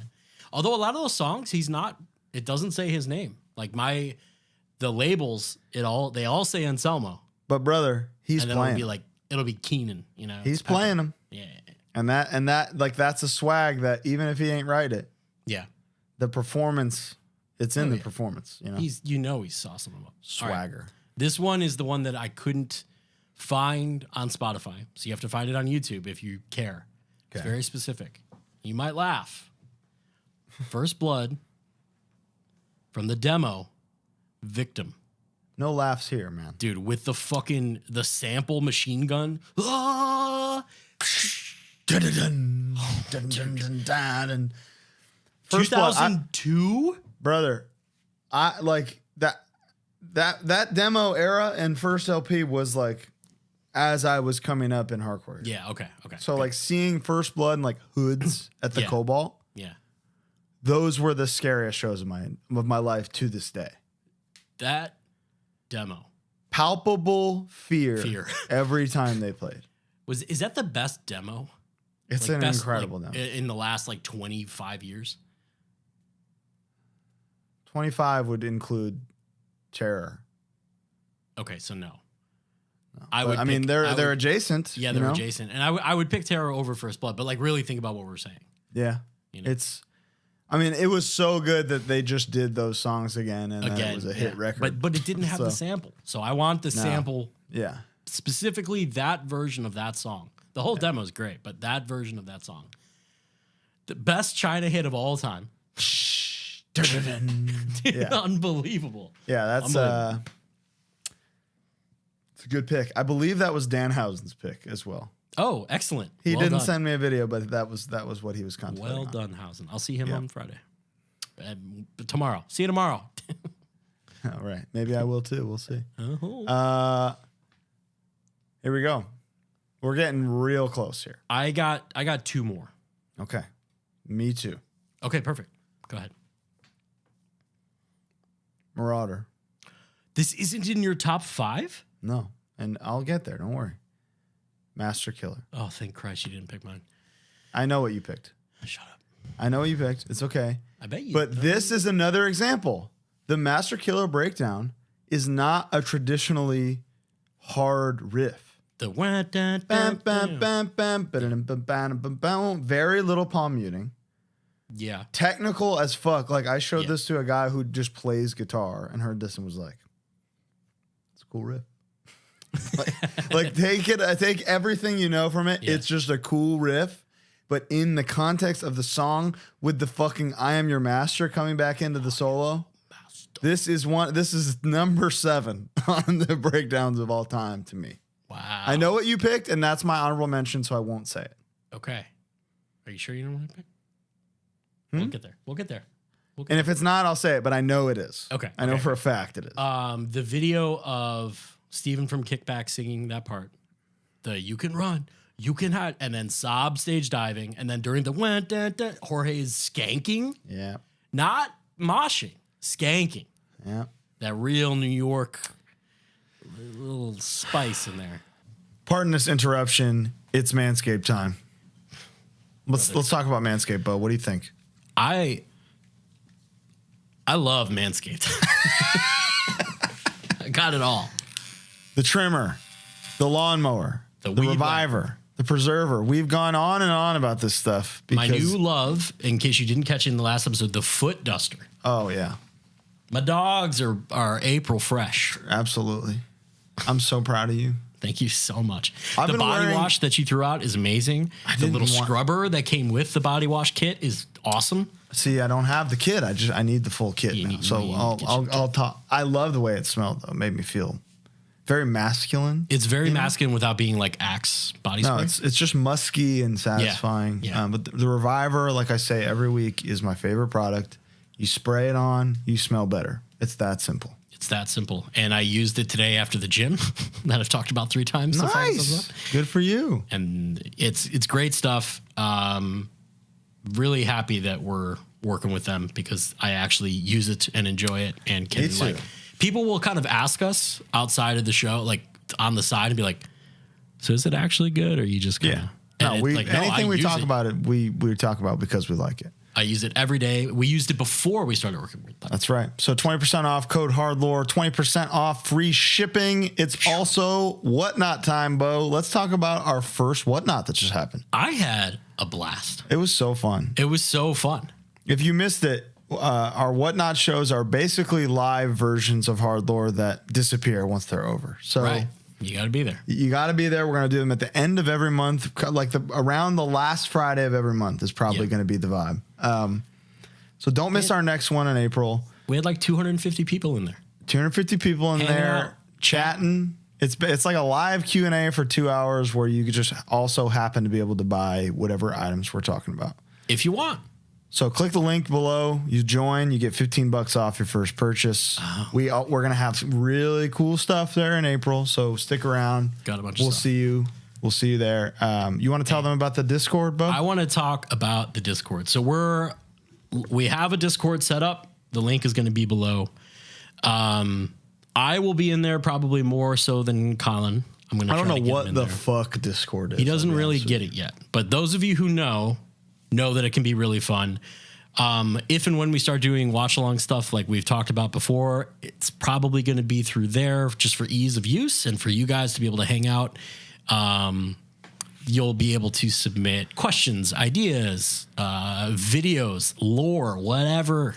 Just hang out, meet other people, learn about new music, find out what's going on with the show. And what do we call it? Dislore? Dislore? Hardcore? Hardcore? I'm not sure. But for right now, it's the HardLore Discord. Right. Link is in the description. Ludens, my main man, is going to be the main mod. He's got it all set up, ready to go. Everybody who joins is going to be friend of the show officially. Amazing. Thank you so much. And let's get back to the episode. So you said Master Killer. Master Killer would be right up there for me. It didn't crack top 5.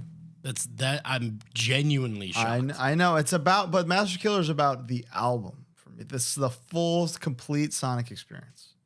It is so much bigger than one single breakdown. But that almost negates everything that we've talked about for the last hour and a half. I disagree. Okay. My next pick is by Rise and Fall, who also, they have quite a few. Wow. They have a lot of good songs. Curveball. A lot of good hits. A lot of good parts. Bottom Feeder by Rise and Fall. It's on Hellmouth. First one, right? It's the first one. They had a different drummer. It's kind of not, and I say this with all due respect, it's kind of not performed the best, particularly with the drums. Sure. However, having seen them play it live a bunch and just like hits hard. Dude, I mean the riff is and it just hits. It's fucking awesome. It goes into like a 2-step part. It's very heavy. It was also just like Rise and Fall for our circle of friends was like very important. They were just like a band that we all really liked. Sound and Fury 2007. I brought enough money to specifically buy whatever Rise and Fall had. Excellent. That was my goal. Was like, okay, well, I don't care about anything else. Whatever Rise and Fall has, I'm buying. You were a Rise and fool. Straight up, dude. You want to know something that I noticed about them today that I think is interesting? Their top songs on Apple Music in order, like the first 3 top songs are the first 3 songs on their record in order. Oh, really? On each record? Think about that. No. So, like, if you go to Apple Music and look at Rise and Fall, their most played song is the first song on Into Oblivion. The second song is the second song on Into Oblivion. 1, 2, and 3, which, like, that tells you that is the sequencing one, yeah. and, you know, the songwriting, like, was there. It's important. Very good. Great. Good pick. Didn't expect that. Curveball. Real curveball. Little curveball, yeah. Okay. That's your last one. This one comes with an honorable mention. This is the last one before we do top 5. Okay. Cold as Life. From the Declaration of Independence, Who Holds the Truth? Mm-hmm. Boom, boom, boom, boom, boom, boom, boom, boom. This is one of the scariest build-ups in music, dude. And then it fucking comes in like a hammer, sounding insane because this record sounds insane. Shun dun dun dun dun. So slow, so scary, so threatening. Obviously, my honorable mention was Little from the World because that whole song is a pit. Yeah. It defined an era of music. It is still to this day like one of the most covered things ever. But to me, Who Holds the Truth, that section when it finally comes in is the hardest breakdown that they ever wrote. Wow. Okay. I need to revisit. It's not on any streaming service. I'll find it. Unfortunately. Yeah. So go to youtube.com. Cold as Life, Who Holds the Truth? All right, my last one. Which, again, I'm a late bloomer with this band because I didn't come up through metal. But Lamb of God. Oh. Now You've Got Something to Die. Wow. Dude, the full time, like the regular tempo. I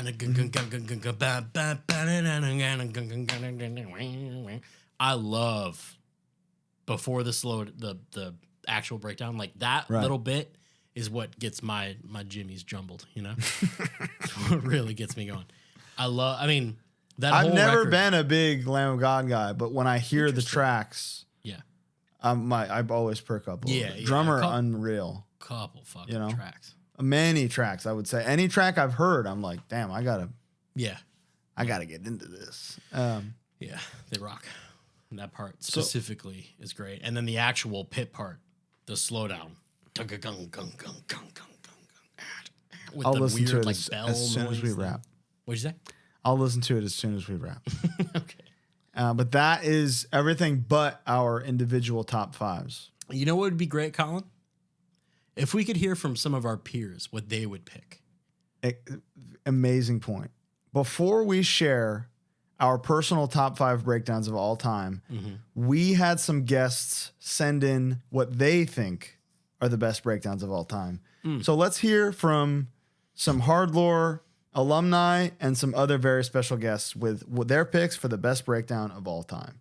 This is Brendan from Turnstile, and the best breakdown of all time is Every Bit of Doubt, Gut Instinct. Hey, what's up? I'm Matty Matheson, and I believe the best breakdown of all time is on the song Davidian by Machine Head. Show me one that's heavier before that. All right. This is Brody King from God's Hate, and I think that the greatest breakdown of all time is Destroy the Opposition by Dying Fetus and Confide in No One by Hatebreed. Yeah, I picked 2. What are you going to do about it, Bo? This is Emma from Dying Wish, and the best breakdown of all time is Resist by All Out War. The greatest breakdown in punk rock and hardcore is the breakdown that started all breakdowns in the song Freedom by The Last Resort. Hello, this is Scott Vogel from Terror. Tough question, many runner-ups. I'll get right to the point. The hardest hitting breakdown is, in my opinion, Madball, New York City. Hi, this is Andy Williams from Music and The Butcher from wrestling. The greatest breakdown of all time is Davidian by Machine Head. It's perfect. That's it. Hi, I'm Arthur Rizek, And the best breakdown of all time is a song called Apocalypse Now by the band Cro-Mags.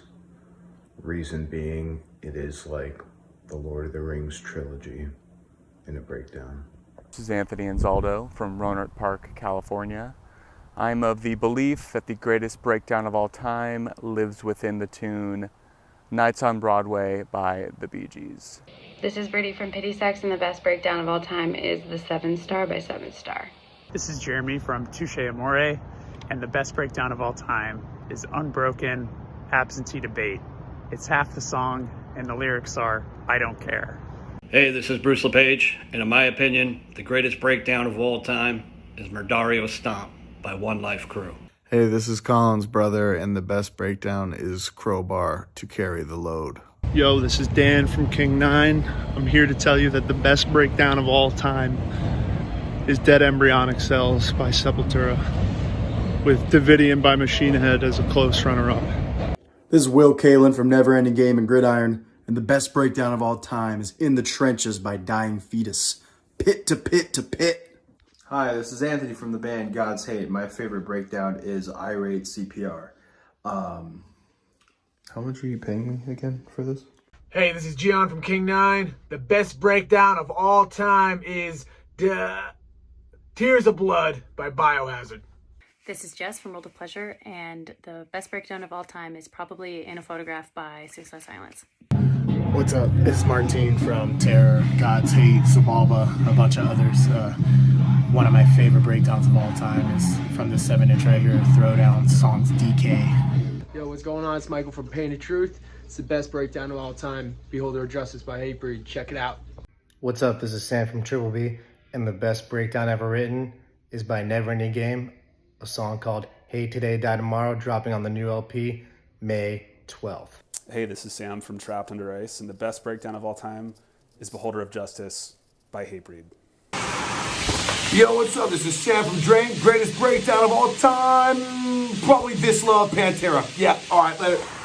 Hello, this is Jordan from 2 Minutes to Late Night, and Tower of Snakes is the greatest breakdown of all time.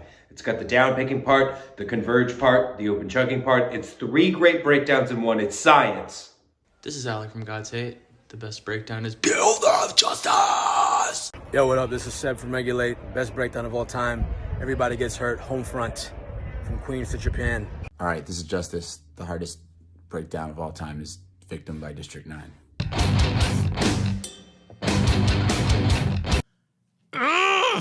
My man. And that's all.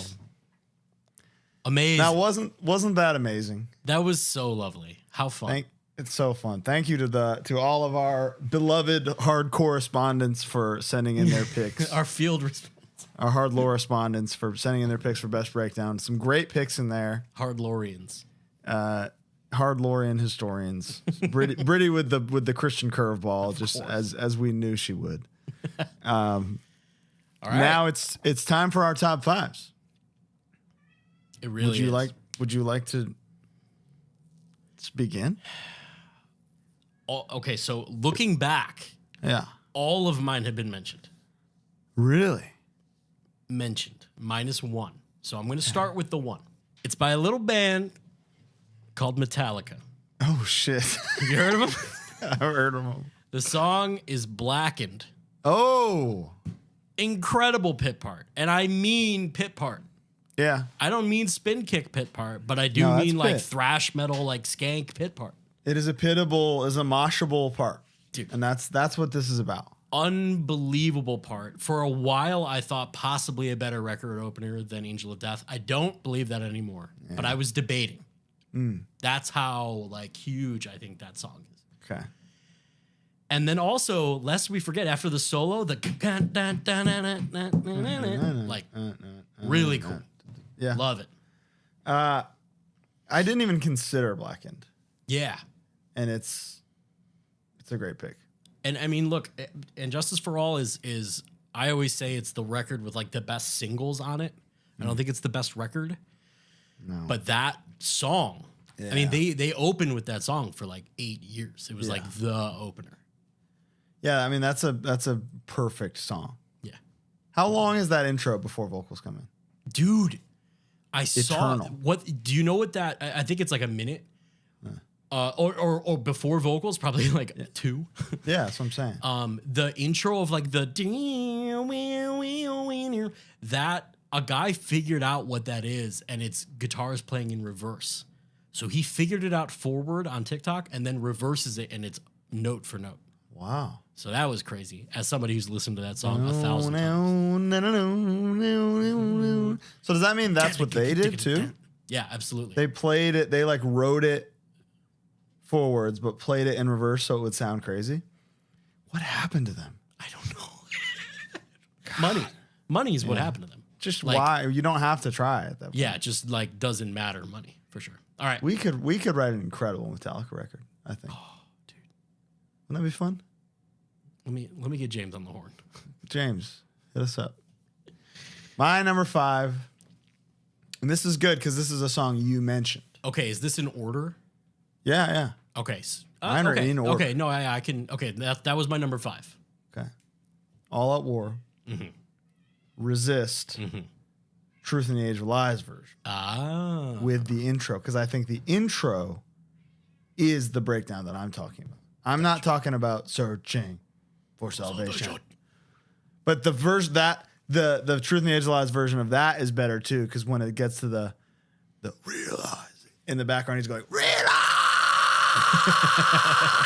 and I think that is way harder than the For Those Who Were Crucified version. Okay. But the intro is the 5th best breakdown ever written. Wow. Okay. Stamp. Thank you. All Out War. So I'm going to skip one because I'm going to think of a replacement because I had Propaganda. You're going to think of a replacement? Trust me. I'm going to do it. But I had Propaganda. Okay. By Sepultura. But you're not going to say Propaganda. I'm not going to say that because we already talked about it and it's just kind of like a waste. So I'm going to try to think of another one. So I'm going to move ahead. Okay. To Mirage. You're going to think of something that wasn't on your list? We already talked about it, and I didn't scroll up to realize that we were talking about a top 5 of mine. Otherwise, I would have said, let's I think you should stick to your instinct here.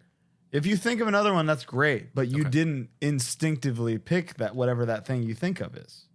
So how can it be top 5? Yeah. You know? Yeah. Dude, listen to your heart. Propaganda. We talked about it earlier. I got another one. Carcass. Embodiment. Wow. Out of his ass, he comes in with a heater. And a nice little squeal, and then oh, dude. Moshable again. Carcass. Many moshable moments. Many moshable parts, and then into a double time part.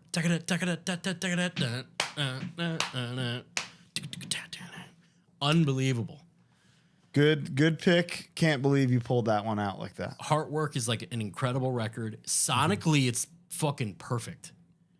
Yeah, one of the best. One of the best sounding records ever. Bill Steer's solos like rock every single time. The parts are all there. Dude's vocals sound fucking insane.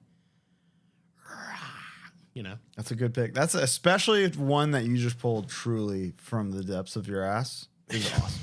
Good job. Thank you. My number 4. Ready? I'm so ready. Triptychon. Oh. I don't know how to pronounce this word. I think it's Goetia. Yeah, Goetia. Dude. 12-minute song. 7-minute build to this part. Oh, and the actual breakdown. That I've never listened to that without it being the max volume that my device can go. Whatever it is, just I blow my shit out to listen to that part every time.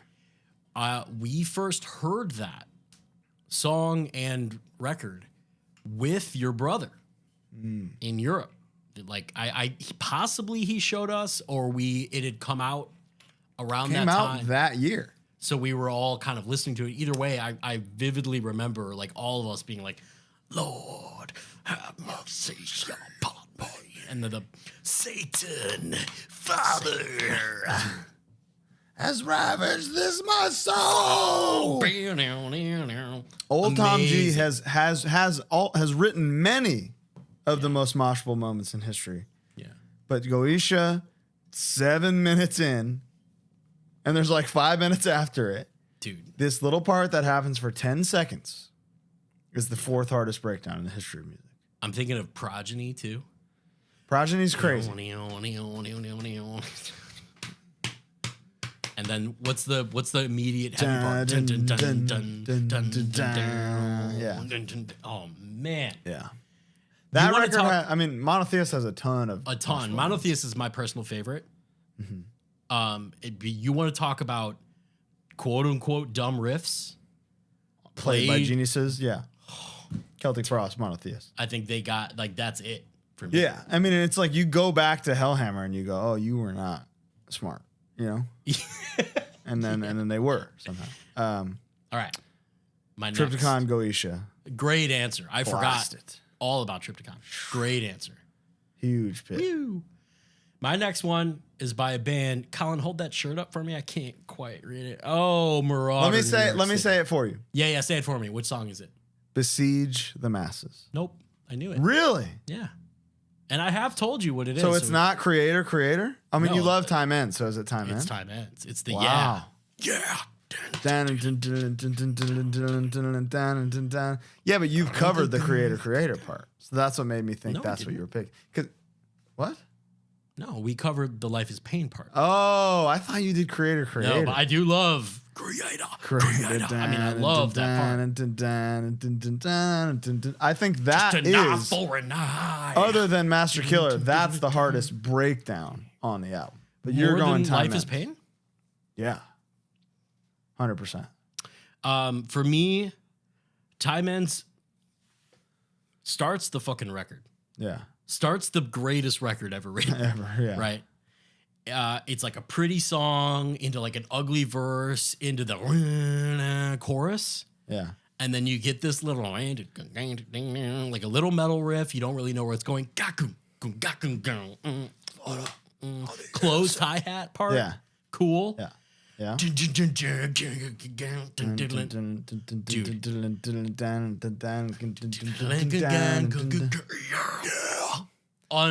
Yeah, I mean, I'm not going to argue that. And then a solo that works perfectly.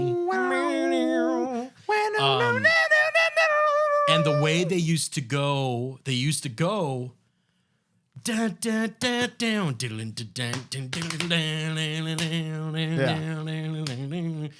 Master Killer into Time Ends.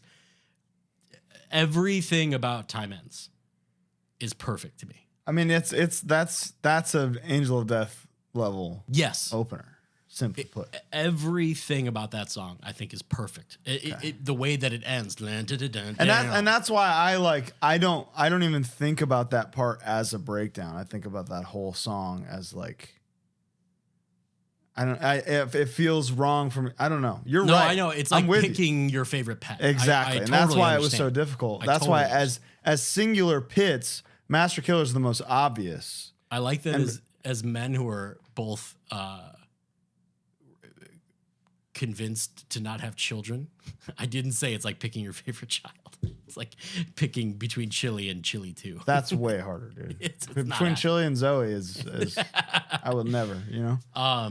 Yeah, Time Ends is okay. That's my favorite pit part on my favorite song on my favorite record. That's awesome. It's everything. To quote contestants on Family Feud, good answer. Good answer. Good answer. Okay, number 3. Written by, and this is indisputable. Okay? No matter what the order of this top 5 is, no matter what else the other 25 were, the greatest mosh scientist in the history of music, friend of the show, guest of the show, Jamie Josta. This is Hatebreed, Doomsayer. I think that is number 3 breakdown of all time. Your top 5 is throwing me for a loop. I did not think you would say that for Hatebreed. You know what my honorable mention is? I bet you don't. No, I don't. It's Unloved on Perseverance. Oh. It's a Sean Martin breakdown. Okay.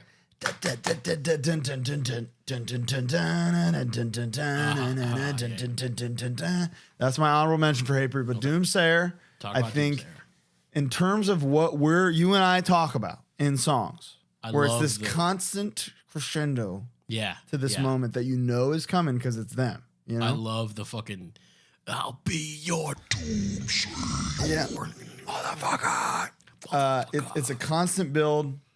It's a really kind of simple song structurally, like until that moment, which makes it hit harder. Because on repeat listens, it's very easy to absorb everything. The verse is just a hard thing. The chorus is like a pit part. Yeah. Never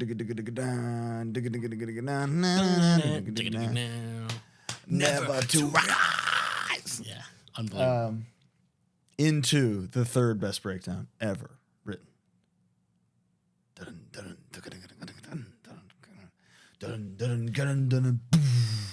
Yeah, oh yeah, dude. The 808s on that every record. 8, on the 9, on Yeah. every downbeat. You know, it's so good. Well, perfect, because my next pick by a little band called Hatebreed was also a fan favorite, or, you know, friend of the show favorite, as we heard. Beholder of Justice. Yeah. Right after or before? I believe those songs are back to back. I think they're back to back. One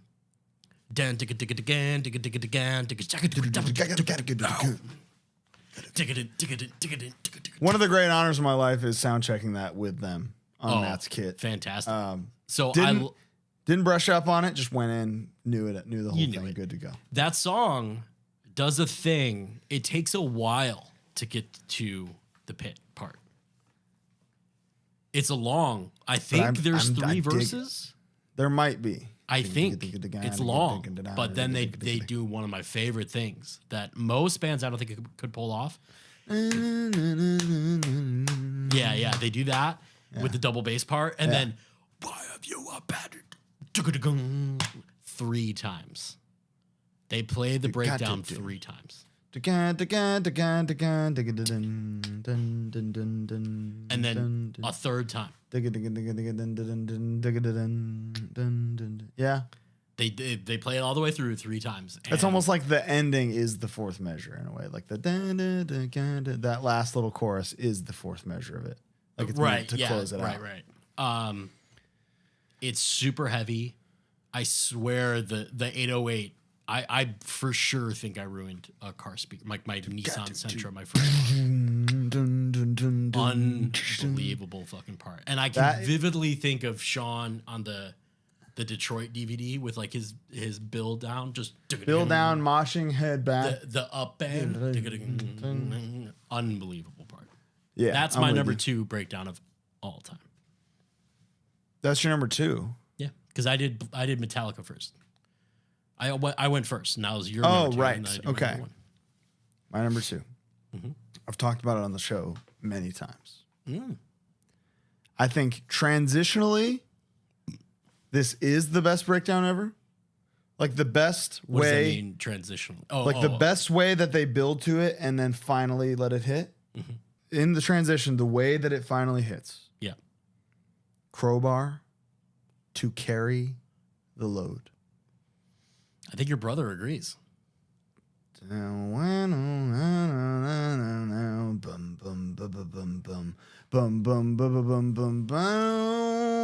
they fake you out like 3 times. Mm-hmm. You're like, what are they doing with this crazy thing? Yeah. And then they finally give it to you. And it's like this off time. The riff is like keeps going around and the drums are just that. Dun dun so cool. Dun dun dun dun dun dun dun dun. Wow. And again, they know what they're doing. They know what they're doing. Love they that. They know when they're like, this is the heaviest fucking riff in the world. That's an actual quote from Kirk at some point. Kirk, I love that man. He's like just a learned elder 100% of the craft, you know? And he accepted the tongues far before most of the world did. I remember I remember that. I remember him posting like a picture with the CD. I remember Within that. Love There's No Law, like very early. And I know he finished it because he got to the Suck My Dick hidden track on the CD and was like, love the Carnivore cover at the end. Love that Carnival cover, brother. Yeah. So Dude, one of my favorite. There's a live. They're somewhere in Europe, maybe walking. They're about to play Planets Collide. Mm-hmm. Possibly the greatest song ever written. Yeah. like a serious contender. Yeah. It's like Man in the Mirror. Yeah. Planets Collide. My Way, Frank Sinatra. That's it. But he goes, this next song goes out to Wyson O'Neill. I think that's his name. That's it. That's it. Oh my God. Just hilarious. All right. Yeah, Mosh Scientist. Yeah, what's your number one? Hit me, This dude. is my number one all time. I'm very I excited. think it might be obvious. But I think it's like they still play it. And it's got the video, the live video from Moscow. It's got everything. Domination by Pantera. Domination. Think about the with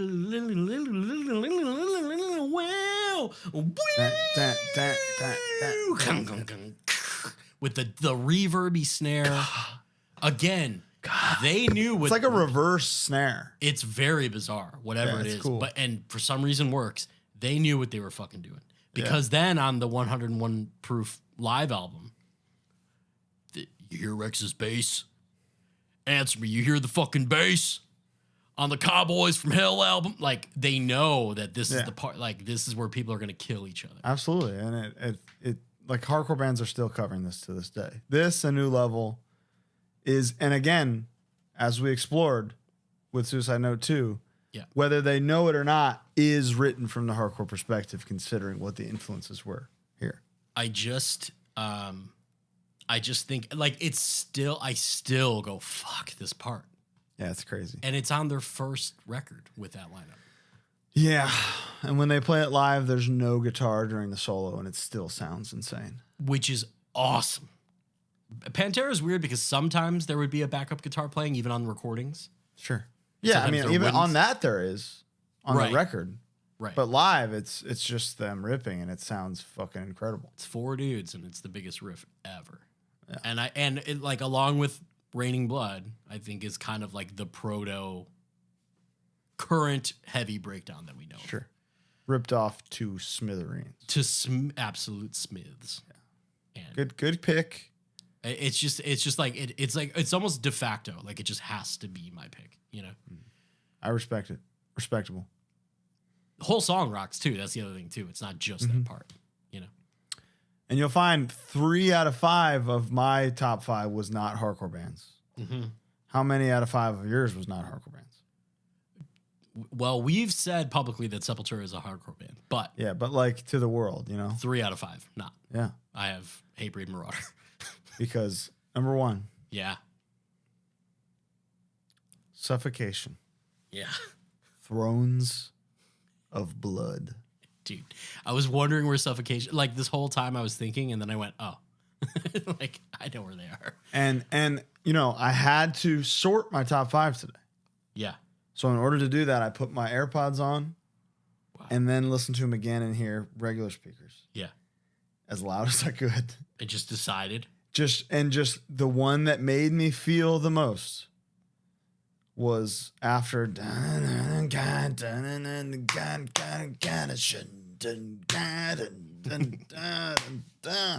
that was where my body physically went like against my will, just started rocking. Ooh, that's good. And the other ones were just kind of like, I knew, I was like, yeah, I love this part. But Thrones of Blood this time around, in the test to where they fit, absolutely, like I had an involuntary physical reaction to it. Yeah, I think it's the best breakdown ever. The best breakdown ever. I love that. That's great. Suffocation, Thrones of Blood. Good job, Suffocation. Well done. I think if I'm being super honest, I know I pulled embodiment out of the bowels of my bowels, but like I think I would probably actually say Davidian if I had to replace propaganda. You're just not wanting to go with like the stock answer. Well, just also I already said my Machine Head pick. Yeah, right. No, that's true. Then that's against the rules. It's against the rules. But yeah, so that's whatever. Preference too. So excellent top fives. Right. And now we have. This is fun. This is very fun. This is fun. I have to go to the playlist because I have it on there. Okay, I've got it right here. So I could just start. Go ahead. Yeah, you start. Did you do both of my bands in one list? Yeah. Okay. So I got one beautiful. Bo and I are gonna trade top fives for each other's bands now. Yeah. So I picked 5 Harm's Way songs. He picked 5 something. Are you going in order? Yeah, bottom to top. I did 5 to 1. Okay. You're doing No Partic? I was gonna do No Partic. Yeah. I think No Partic is like a little kinder. I mean, yeah, I love all 5 are great. That's why I put these here. Okay. You know? Go ahead. Number 5, Mind Control. Really? Oh, yeah. Fuck, dude. Know that was from me. When Chris goes to the 16th notes on the hi-hats, it's still like one of my favorite parts to play live. I think it's and that was like I was on the Blinded tour, you know? I did that. That was Europe with me. Yeah. So I watched that song go from like, okay, we're trying to get this new single over to permanent hit. That on this obscure EP now you could still play and it'll pop. I love playing that song live too. It's just like fun the whole time. You're just kind of going, and then there's like the cool chorus part. Like it's just a really fun song to play. Yeah, I love that song. I have fond memories of that. Good pick. Nice. I didn't expect that. That was a good one. I'm gonna go with maybe one you wouldn't expect. I'm scared. The Breakdown to Disharmony. Oh, dude. Fucking rips, dude. That was that was Mosh Science. Oh, that one. Yeah. Oh, wow. Interesting. Not dun dun dun dun dun dun dun. I love that part. Yeah, but you for like me, and this is documented in a This Is Hardcore set of yours where I'm diving like a maniac the whole time. Right. That part. Yeah. I mean, we love that part, and that's why, like, we wanted to fill this song with as many moshable moments as we could. Yeah.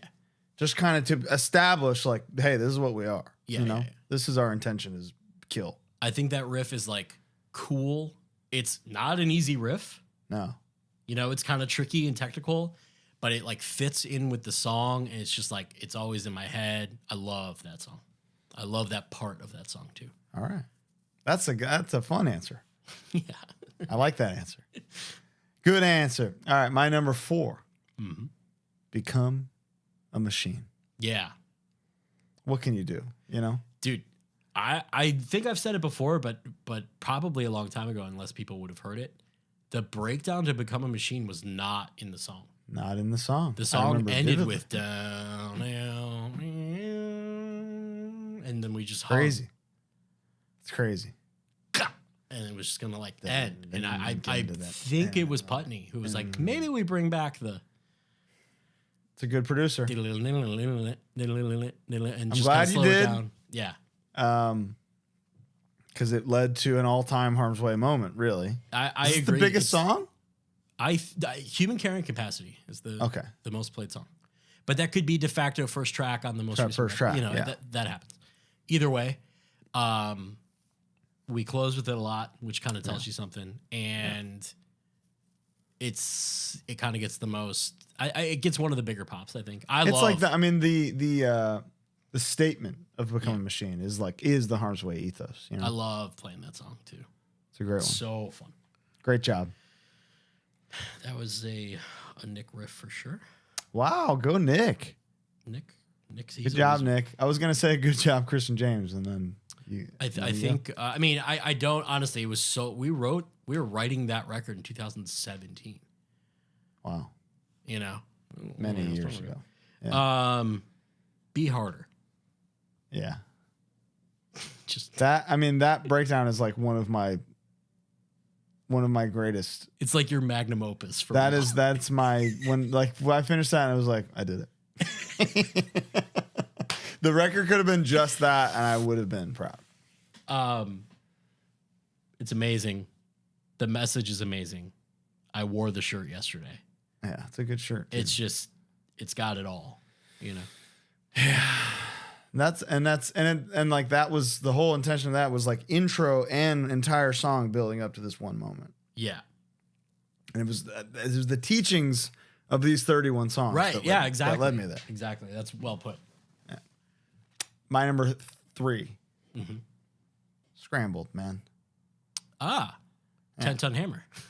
10 Ton Hammer, but also. But are you talking about the intro? Talking about both the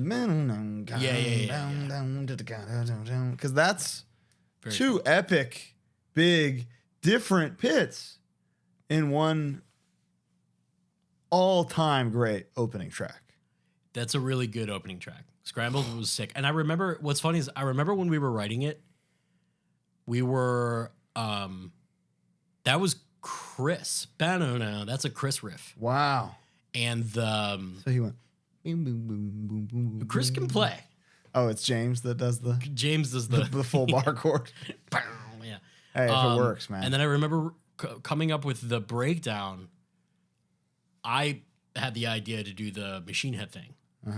The land and then with a minor key change, a half step down. And the and I just remember thinking like, this is good. Like I just remember thinking like it'll kind of bookend the song. This will be good. The intro is what's really going to make people go. Sure, but then like the intro, you need the ending for the intro to work, you know. And hell did that intro work, and then did that ending work. So Scrambled, great job. My third favorite Harm's Way. I know what your number 1 is going to be. I wonder what your number 2 is going to be. Oh, I'm interested in see. Number 2 might be my actual number 1. Oh, okay. I'm gonna jump up, or jump. Well, I'm just on the list, but I'm going backwards in time. Feed Your Disease. What can you do? We're talking pit part. Yeah. You got the intro, which is obviously insane. Big riff, big bolt thrower riff, right? I would imagine. Oh, yeah. Love the song, but then the slowed down breakdown, the second slowed down breakdown, and then live we'll throw in the frigid breakdown there sometimes for fun.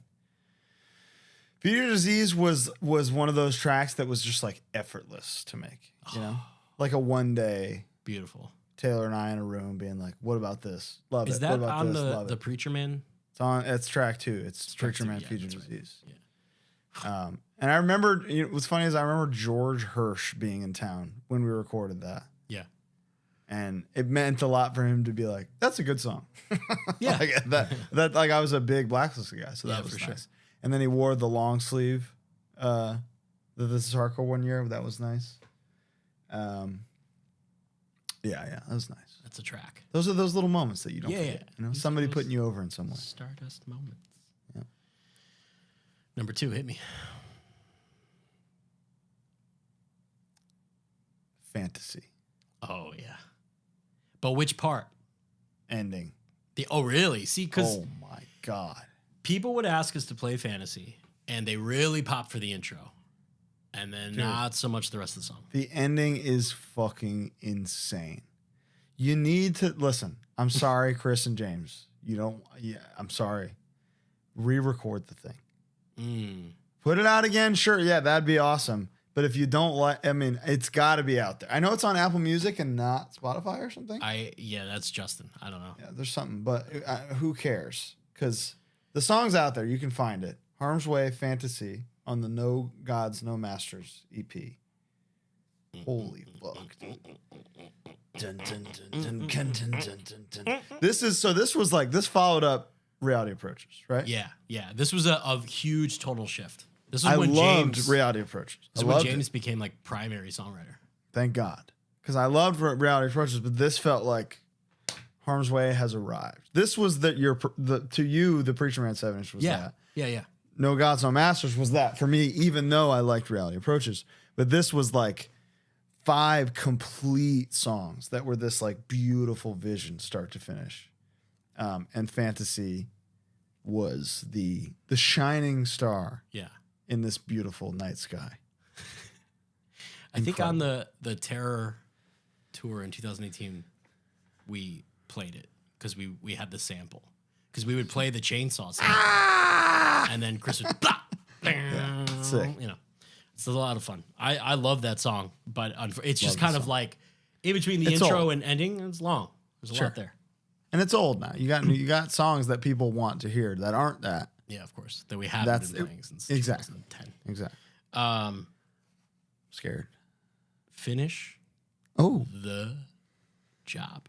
Yeah. Now here's the thing. It's not a breakdown, but it's the pit part. Oh, it's the part.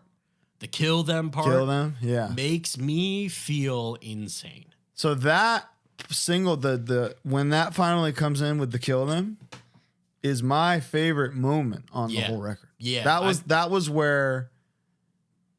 So that song was a lot different. There was a Never Ending Game song. Which song is it, Will, if you're listening? Where they do the Cold as Life with the feedback, like the Born to Land Hard part, where it feeds back into one guitar playing the riff. And that's what that bridge part was before the blast. So the blast was a Born to Land Hard. Gotcha. Like off time double kick, and then Will sent me the Never Ending Game song, and I was like, "You motherfucker! I just wrote this, but geographically, you have dibs on the vibe." So then it was like, "All right, I'm just gonna blast the whole time and have one guitar playing the thing," and it like made the song cooler. So I'm glad that happened. And that part, that single part of the with the single kick is with the kill them was like minute 1. I was like, all right, over this it's gonna say kill them. Like DSI, like the two parts never existed without each other. Yeah, like the two elements of the part never existed without each other. So I knew going into it, I was like, just wait for the kill them part. It's gonna be sick. And even it was the kill them part from the beginning, and it ended up that way. My favorite single moment on the whole record. I think mine too. Nice. I remember hearing you sent me it before it was out, and I remember just being like, "Whoa, that part's crazy." And then, infamously, seeing you play it at Sound and Fury. Yeah. And I've likened it to Saruman telling the Urukai to go to war, because that is literally what it looked like. And that's the vibe. To war, you know. Or he's telling the mountain men that we're begging them to go to war. Kill them, please. Kill them. Royal them. Love that part. All right, my number one. Nice. My number 1 is Breeding Grounds. Yeah. And it's like if we weren't doing this 5 things, I would have had Breeding Grounds in my 30, you know? Beautiful. But I took it out so that we could do this. Love that.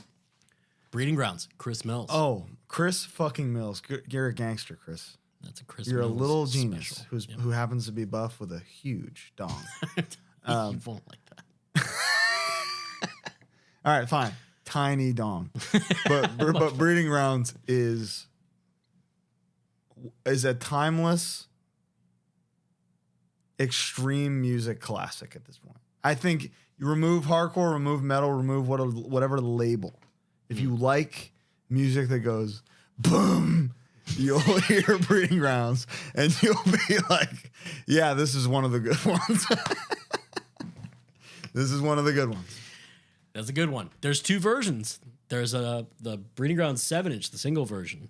Right. Has no 808 on the isolation version. Love the 808. It's a re-recording. There's an 808. The sample's lessened. The sample's really long on the Breeding Grounds version.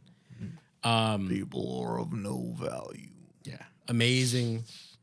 That song, God, it was written so long ago.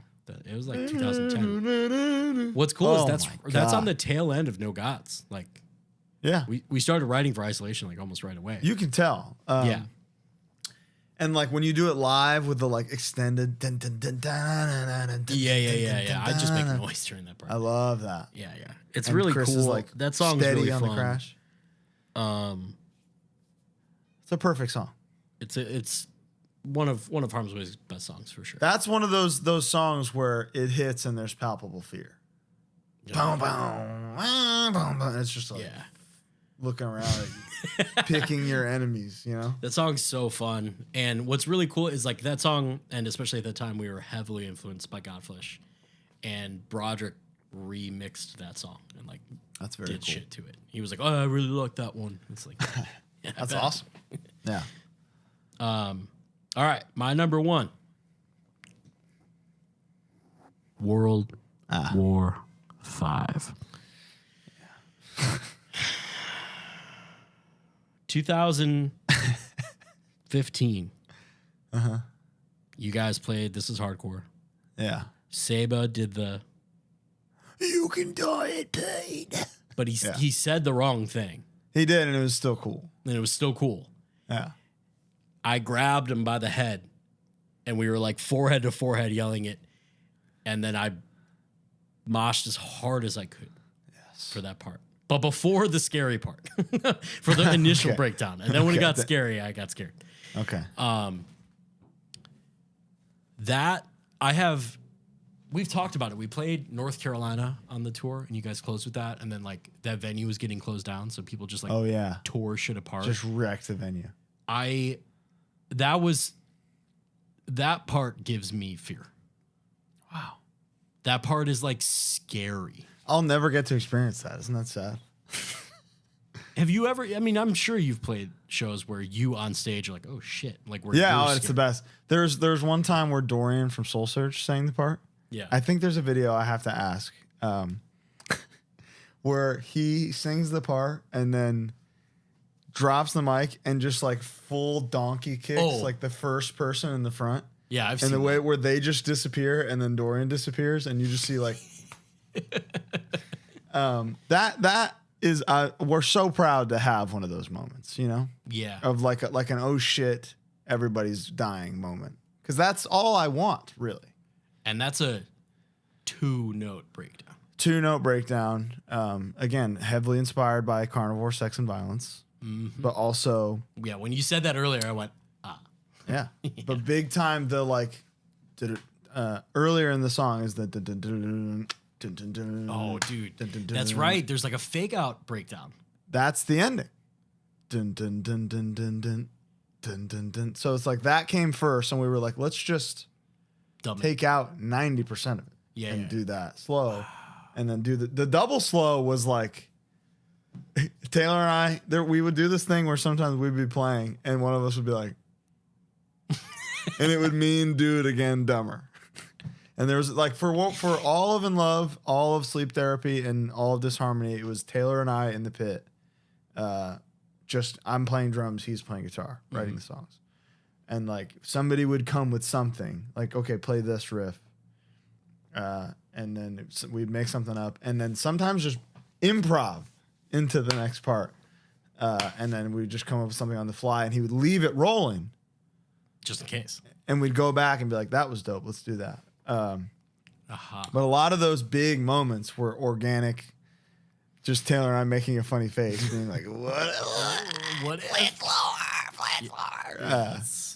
And that's a vivid one. I'll never forget. It's because we were laughing while playing it, like crying, laughing, going dun dun dun dun dun dun. Scary. I've heard bands since try the Tom only thing. It's very hard to do. It's hard to do because there's. I'll fully admit, when I first heard it, I was like, "Oh, there's no payoff to this part. This is weird." Because of the Tom only thing, it doesn't gung gung gung gung gung gung. You know, it doesn't go into something like you might think. Well, Bo, I was wrong. It grew. Just wait. Oh no, for maybe something coming. That's been HardLore, best breakdowns ever. Wow. Thank Our you lists so much. were pretty diverse and not a lot of overlap. Almost no overlap. This was two. so fun. It was so fun. How was your first day of unemployment? My first real day of unemployment was pretty pretty dope. You want to know what's funny? I woke up at 11, which is earlier than I woke up while I was working. So maybe the oversleeping came from like stress about the job? Maybe. Nice. Went Tell to the me about gym. your mother. Tell me about my mom. Is that what you said? I'm just going to be your therapist now, live on the show. Live on the show. Who touched you? Who hurt you the most? That was HardLore, the best breakdowns ever. Thank you so much for joining us. That was great. We didn't get to listeners submitted. Somebody made a playlist. It's out there in the responses of like everything that anybody submitted. So go listen to those. And I'll be honest, a lot of the stuff that you guys submitted, I just didn't know. I don't know it or I don't like it, and I don't want to ever use this to shit on something. This is not our intention, other than a few things which are established at this point. But thank you so much for listening. We will see you next week, and Bo, I'll see you tomorrow in Chicago. Bye. Bye.